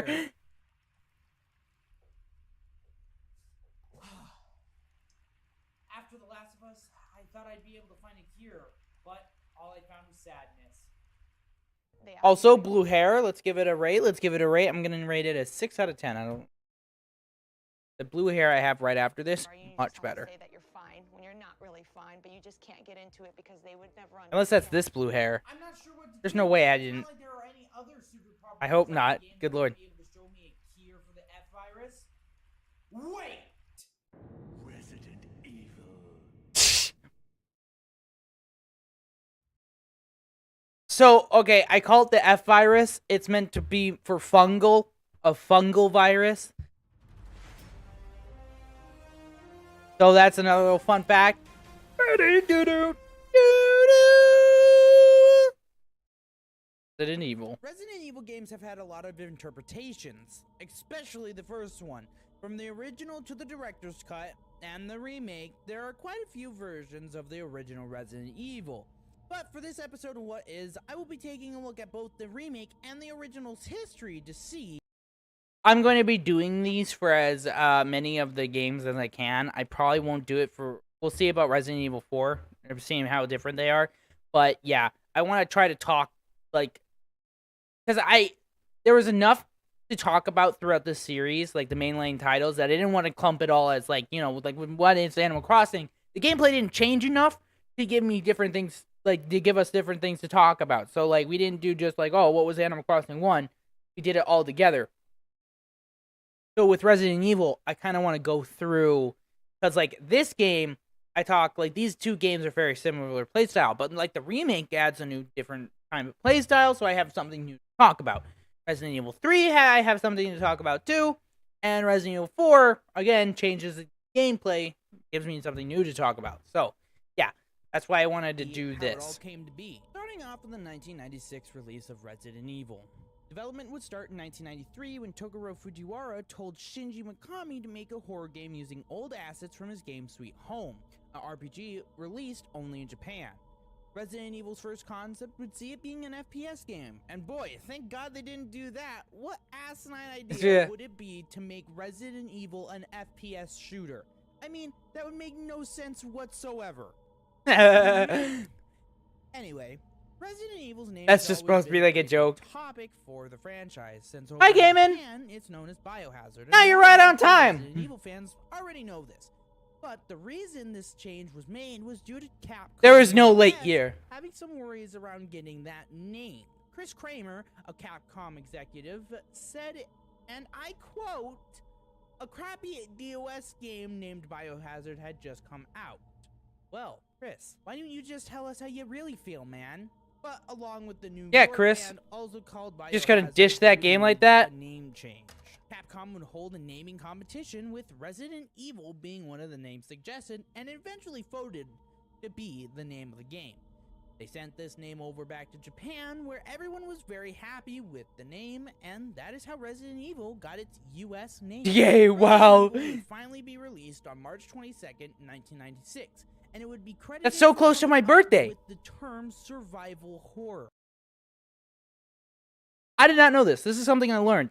I knew that Resident Evil was like a survival horror like game, obviously, and was like big in the survival horror genre. I did not know it actually created the genre. Resident Evil created the survival horror genre. That is awesome. That's not where the story ends, though. In 2001, And then somehow they went to action. Nintendo to bring more Resident That makes Evil no to their sense. consoles. Along with this deal would come a Resident Evil 1 remake. Mikami would see this deal as an opportunity to remake their original Resident Evil, as he felt the graphics really didn't age that well, and the GameCube's hardware will help him achieve his original version for the game. And thank goodness they did this. I mean, look at these two games. Look at Resident Evil 1 and Resident Evil Remake. One looks like a children's cartoon, and the other looks like an actual horror game. The production for the game would start in 2001 with only 4 programmers to work on the project, and Mikami back in the director chair for yet another Resident Evil game. Resident Evil the Remake would release on the same day as the original, just 6 years later on March 22nd, 2002. And also a little side tangent I have to go on real quick. Oh, God. Apparently the really crappy Resident Evil movie One night we lost internet because our internet broke. So I like to go to sleep while watching TV. Like I can't sleep without my TV on. So I like to watch like certain YouTube videos that I've seen before to help me go to sleep. Can't watch YouTube without the internet. So one night I had to watch this movie to go to bed. It was horrible. came out at this time.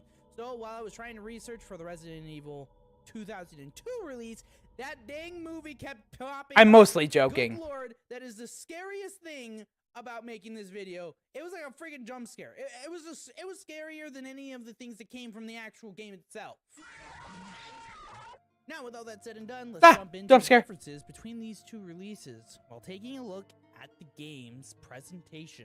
Resident Evil has always been a game about atmosphere for me. Resident Evil does a great job of putting the player in a creepy environment.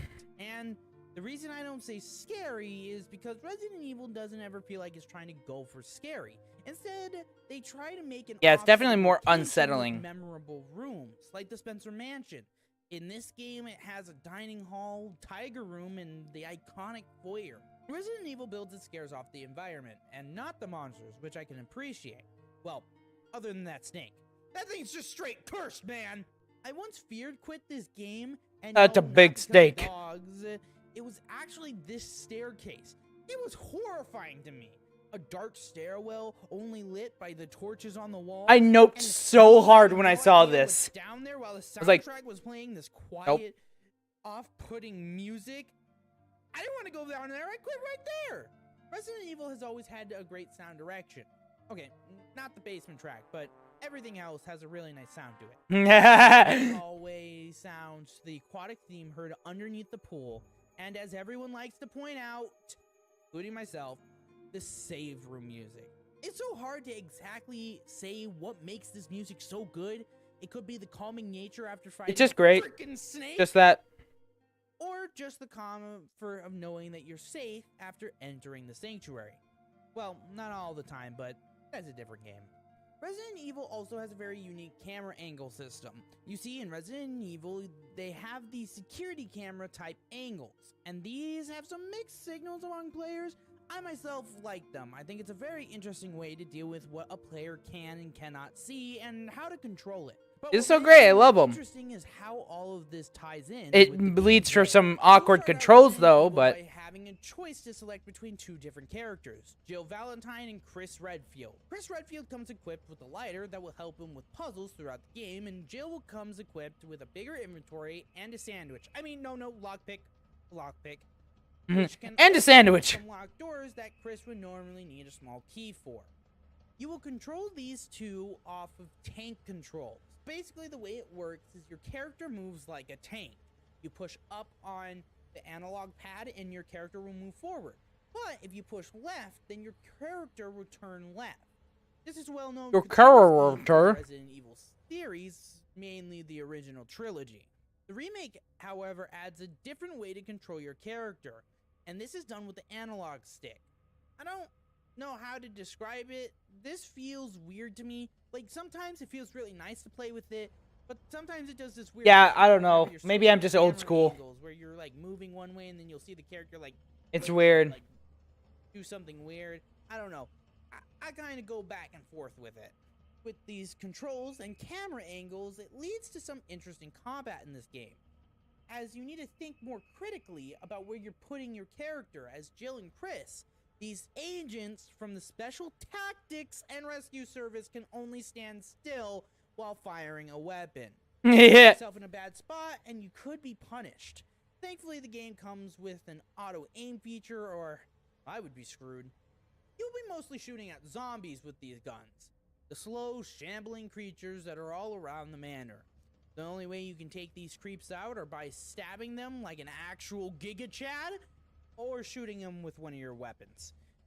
Chris and Jill have some difference in weapons. Jill gets a grenade launcher, a shotgun, a magnum, and her pistol, while Chris gets a pistol, a shotgun, and a magnum.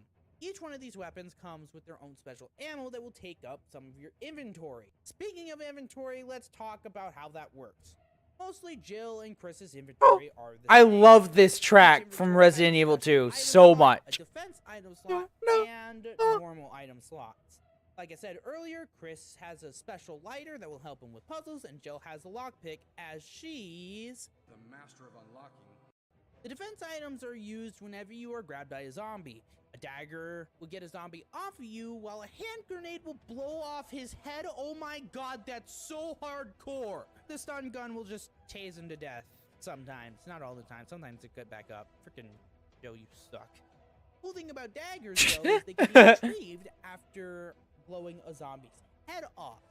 Only works, though, if you fully decapitate them. If they just die, there's no way to get that knife back. Gone with forever. I didn't know that. That randomly happened to me, and I was like, what? Defense items on you. If you get grabbed with no defense items, the enemy will attack you and lower your health. There are 5 stages to your health: fine, caution, orange caution, danger, and poison. The way you can heal yourself in the game is by mixing herbs. There are 3 different colored herbs in this game. Smoke Red herb every day. Green herbs will heal you, and they can be mixed with other green herbs to increase the amount of health given. Red herbs will boost the effect of an herb. Mix a red and a green, and you will give yourself a full heal. Blue herbs will heal a poison effect, and can't be mixed with red herbs. It can be mixed, though, with green to make a healing antidote, and can also be mixed with a green-red mix to make a full healing antidote. With all of these items, you will be able to fight your way through them. Now you know how to mix herbs. Still plenty of obstacles. Welcome to chemistry. There are a large amount of locked doors that Jill's lockpick can't get through.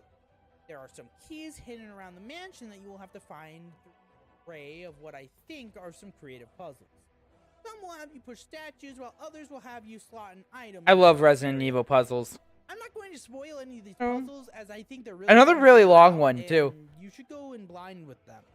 The last thing to mention is your save rooms. These rooms have 2 important things in them: a typewriter, which you can save your progress on if you have an ink ribbon.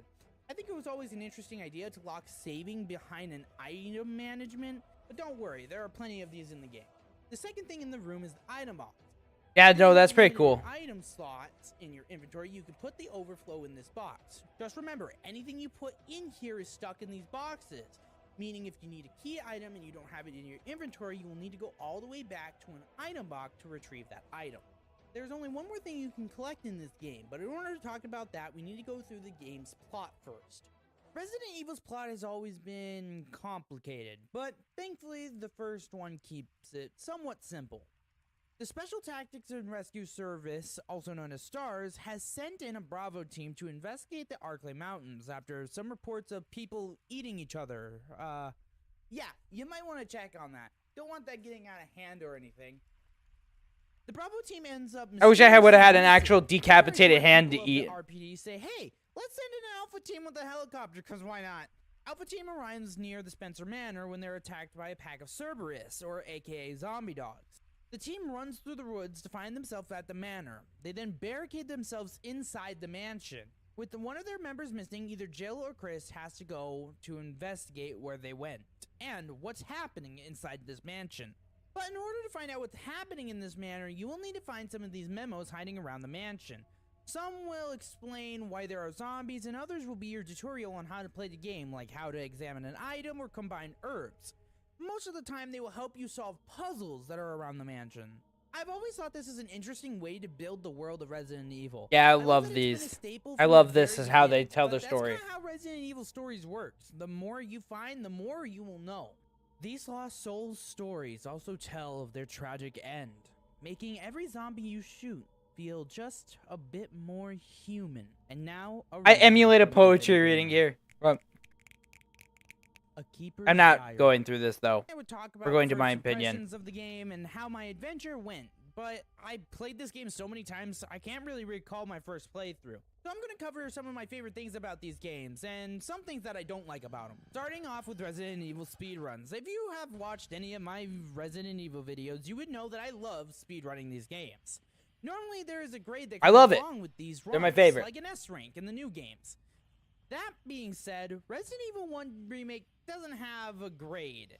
This fact bothers me probably more than it should, and is a reason I don't... Yeah, I hate that so much. Others, just because there's no grade at the end. Like, why am I going to be good at the game if the game's not going to tell me I'm going to be good? Along with that, I live for the S rank, man. Evil 1 as much because of the tank controls. It might just be me, but when I play for a long time, my hands can get a little tired of the tank controls. So I like to play more of the recent titles, just because they have a more fluent control scheme than Resident Evil 1. And yes, I know I can use the alternate control scheme in Resident Evil Remake 1, but again, I already went through that. Don't like it as much. It feels weird. But I still love going back to see these controls, as it's a way to revisit old Resident Evil titles. That's about it, though, for the things I don't like about Resident Evil. For me, Resident Evil 1 Remake is one of the best out of the remakes, to go back and really experience Resident Evil's origins. From the camera angles, inventory, and control scheme, it makes for a good first installment. This is one of the better written episodes. Too new, though. This is before Capcom realized how bad the voice acting is, and it leads to some of the best line deliveries in this game. Oh, what was that? Oh, what was that? Barry. That was a close one. A second late. Nicely into a sandwich. Really? Really? Thanks. Barry! Jill, what's going on? Any clues? No, but something's wrong with this. No. This house is dangerous. There are terrible demons. Ouch! What kind of demon attacked you? It was a huge Big snake! And also poisonous. And also poisonous. No. Richard, hold on. No offense to the actors, I just found myself laughing so many times replaying this game. Since normally I skip the cutscenes for my speedruns, this is one of the first times in a long time I actually had to sit and watch through the cutscenes again. It is a real treat. I recommend that you watch I love for it. yourself. Of course, though, Resident Evil is one of my favorite gaming franchises of all time, and I plan on keep playing the new releases on this channel, so keep an eye out for that. But now, should you buy Resident Evil? Well, I'm not going to include the original in this little area because that would be really hard to get your hands on. So I'm just going to be taking a look at the remake only for this part of the video. When it comes to Resident Evil 1's remake, I don't know, it's a little mixed for me if people should take a look at it. I think it's a really good game with a lot of good moments throughout the game, but the controls and the Go on, camera go on. angles may turn a lot of people off. My overall recommendation Yeah, is that true. you do check out this game. Trust me, the game will feel a little wonky when you start playing it, and it might make you want to stop, but just trust me, if you stick through it, Stick with you'll it. get the hang of it, and everything will go So much according fun. to plan. And if you're not a fan of horror games, then yeah, don't play this game. It can be scary. I'm not scared of it anymore, but if you're scared easily and you don't like to be scared, I would skip this game. You might want to skip down. Skip Yeah. Resident Evil. Go play Resident Evil 4. That game's not too scary. As always, thank you guys so much for watching today's What Is video. If you guys liked it, really want to hit 70 subscribers before the Hit end that of this year. So hit that subscribe button. Let's get We to did it, 11 by the way. Well, now that that's all said and done, I should have enough knowledge to be able to save the world. What's that? Oh, that could be a person. I better tell them about the cure. It's a whole lot of Earth.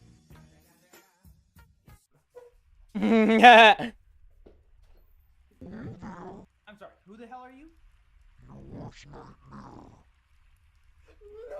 Who the hell are you?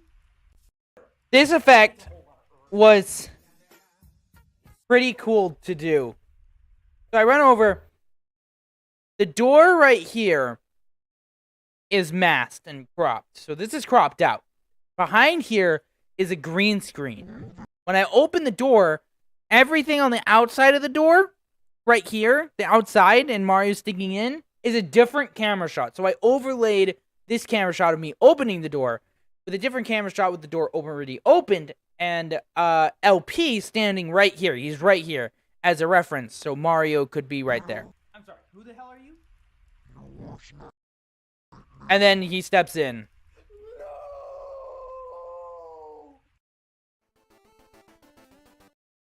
And now we move on to the last one. You may have played my game, but you didn't. Huge props to LP for voicing Mario. Here. Freaking Mario! I love him. Until you enjoy sunshine, I'm not leaving.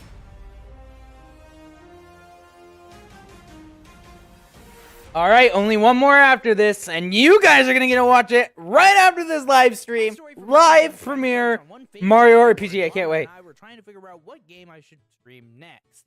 Then she was planning on getting Mario 3D All-Stars. I had the bright idea to stream Mario Sunshine. Thinking that this would be the easiest game I would ever stream, I hopped on, and little did I know what kind of adventure I was in for.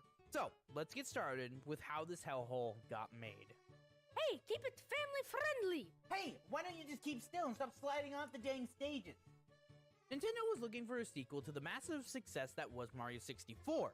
Nintendo would try 2 different times to make the sequel. Both would be scrapped though, although one of the games would later be reworked into Mario Sunshine.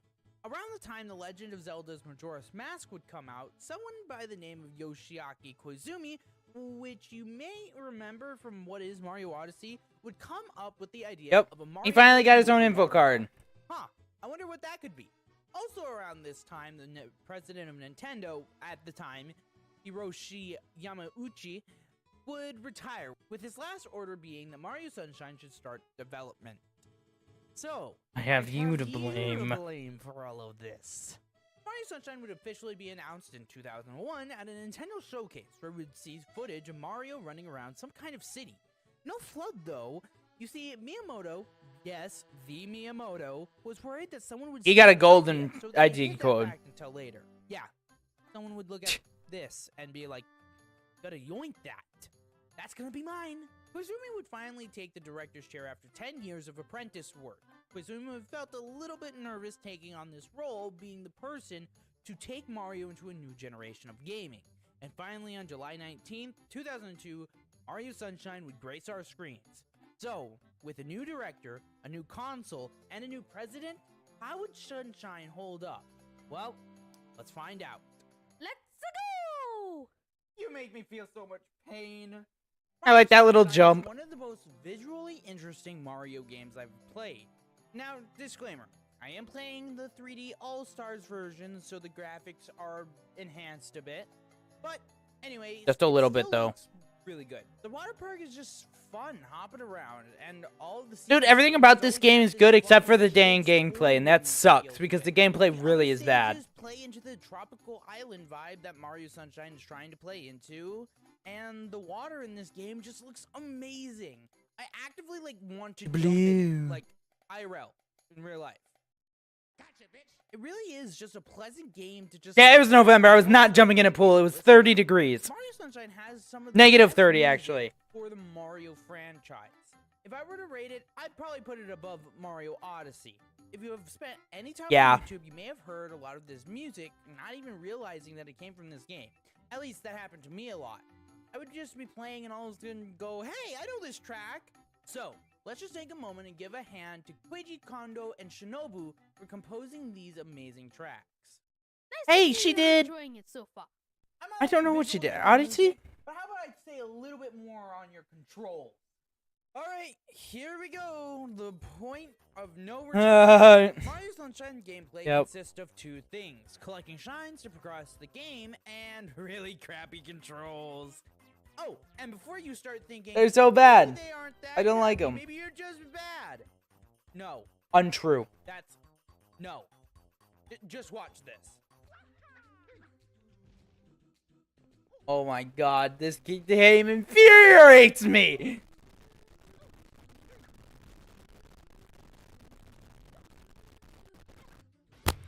And it's just happy, joyful music in the background. Ugh. In Mario Sunshine, you will be going around the world, clearing away paint to unlock stages. I think this is a pretty cool way to continue the paintings from Mario 64, by the way. Once you find a stage, you can play up to 8 levels in it. Each one will give you a shine. Now, do you remember how Mario 64 needed a certain number of stars before you can unlock the next stage? Well, Mario Sunshine works in the same way, but instead of telling you, you just have to keep playing until something new pops up. And that's not all. In order to beat Mario Sunshine, you will have to beat at least 7 out of the 8 levels in every stage just in order to open the very last stage. So unlike in Mario 64, That's just so stupid. I don't know why. That's so dumb. you need 23 stars to move on, and this level is giving you some trouble? Just play a different stage to get your stars. Not in Sunshine, though, and this will get infuriating later on. You see, there are these secret levels in these stages, and you will have to play at least 1 to 2 of them in order to make So it to bad. level 7. This may not sound that bad, but these levels are super difficult. Especially since they will take away FLUDD from you. Who's FLUDD, you may be asking? Well, he is one of your main movement mechanics in the game. Mario Sunshine has the worst 3D platforming controls I have used in forever. Mario is slippery to control. If you're in the air, it's hard to know where you're going to fall as Mario's shadow isn't directly underneath him. Instead, Yeah, I don't know why they did that either. Why? It makes it so hard to tell where you're going to land, making you miss a large Galaxy has that shadow. Thankfully, most of this is neglected with FLUDD, as you can use his jetpack mode to help you hover over an area where you're gonna land. So, when they take him away, you start to quickly realize just how bad these controls can be. Mario's arsenal has also gotten nerfed in this game. You can no longer long jump, but instead you have to slide around like a penguin. You can't crouch walk in this game, which would be super helpful with these dang slippery controls. The camera doesn't help at all either. I mean, look at this. Sorry, this ride is currently under maintenance. I can see why. It's completely broken. And this isn't the end of the bugs. Just check this out. I'm literally going through the walls in this game. Yep. This isn't rare either. I was able to recreate this. I actually did this. Because yeah, I tried it again and got it to work. Game, which really sucked. But Bad. the concept behind it is just great, and it's so unfortunate. It's really good. It's a really good concept. Let's just take a look at the story now. Mario goes to jail. Plain I'm and simple. sad. That's it. Look at this dude. Okay, not really. Mario, Peach, and Toadsworth are going on vacation to the Delfino Islands, but upon arriving, they see a bunch of graffiti all over the island. After Mario finds a really annoying water gun, he cleans up the runway, but then is quickly apprehended and thrown in jail for causing all the graffiti. You see, there's a Shadow Mario. He's thrown in jail. You. This Shadow Mario is going around posing as a real Mario and trying to get him put in jail. Well, this works. The people of Delfino Islands decide that Mario has to clean up all the paint as community service. This gives Mario a chance to catch this poser. See, Mario, that is what you are. A poser. Quiet! Let's get to the rating. I know. I think we should take Logan did such a good job. Game first. My opinion on Mario Sunshine can be pretty much summed up in a single video that I made earlier this year. Which, by the way, you should go check that out. Link is in the description. Oh my god. On the title screen, where the music immediately gives me PTSD rage. I'm not kidding, by the way. I literally, when I started up the game to play it for this video, I was like, oh my god. First ever full voice acting for a Mario game, and to be honest, it's not that good. It feels like the delivery for each line is just kind of like slow.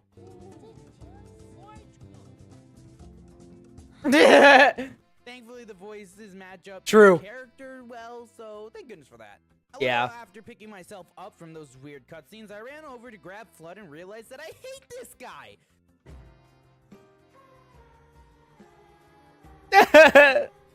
Sorry, Flood. I don't like you. But with a much worse voice.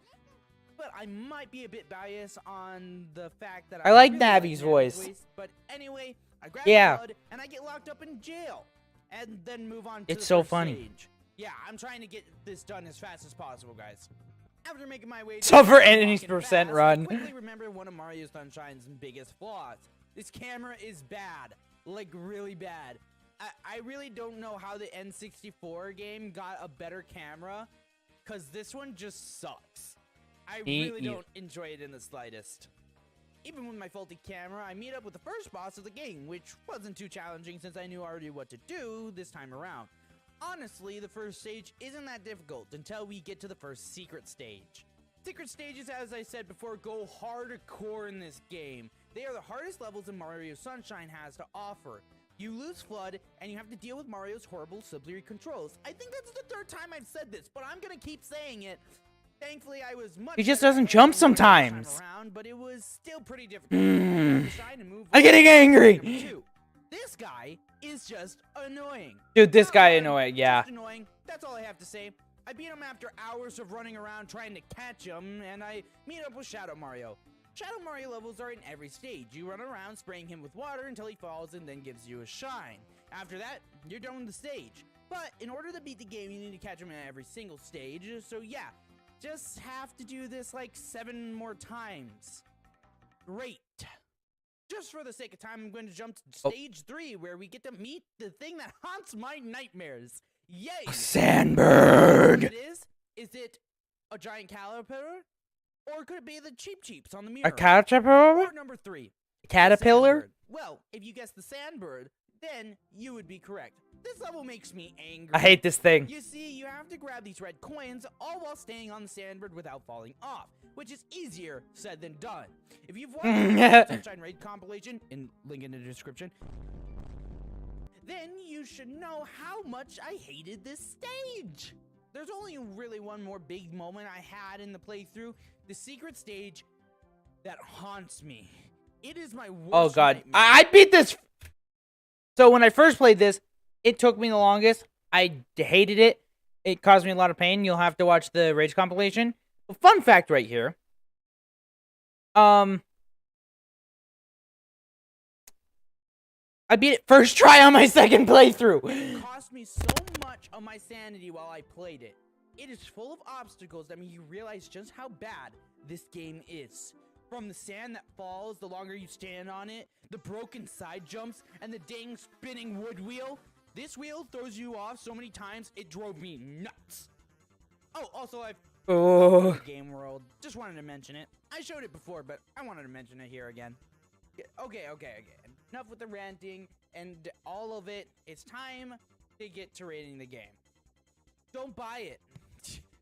Big There's so many better 3D Mario games out there, and this is not one of them, which kind of sucks. This is the most interesting Mario premise I've ever seen, and I really wish it would have been well done. It could have been one of the best Mario games of all time, but unfortunately, with poor execution, it's just not worth it. But I played Mario 3D All-Stars for this. This is worth it only if you don't already own Mario 64 and Galaxy, if you're getting this just because you want to play Mario Sunshine, Yeah. I would pass on it. But if you want the 3-game deal and you want to play them all on the Switch, I say go for it. Maybe even dabble with Mario Sunshine. Give it a try. I mean, Yeah. I wouldn't wish that upon you. I mean, why but not? If you want to give it a try and experience it for yourself, I always implore that you try to experience as many games for yourself and make your own opinion instead of listening to some guy on the internet talk about it. But if you are here and you True. do like Form watching, your own hit the subscribe opinions. button, please. That's it. Yeah. Say for Mario Sunshine, don't buy it if you're just playing Mario Sunshine, in my opinion. But if you want a hard game and you really want to test your might against Mario Sunshine, then good luck to you. I can't wait to see you get so angry over a sandbird that it makes you rip your own hair out. There, Mario, I reviewed your crappy game. You can leave now. Bye-bye. You can go. Get out. All right, guys, I'm going to put in the link I'll make you enjoy it if it's the last thing I for do. the premiere. Click that link and you'll be sent over to the premiere of the new episode right after this video. What's happening? What's going on? After this live stream. Sending you to the place of no return. Oh.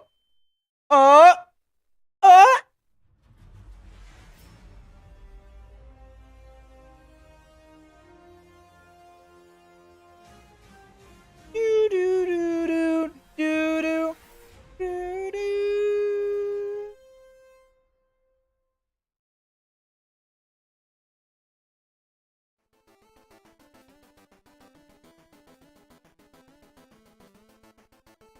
All right. Thank you all so much for watching. Go watch go watch Mario RPG. It's about to premiere here any second now. So yeah, go watch it. Have fun with it. Bye. It's in the chat.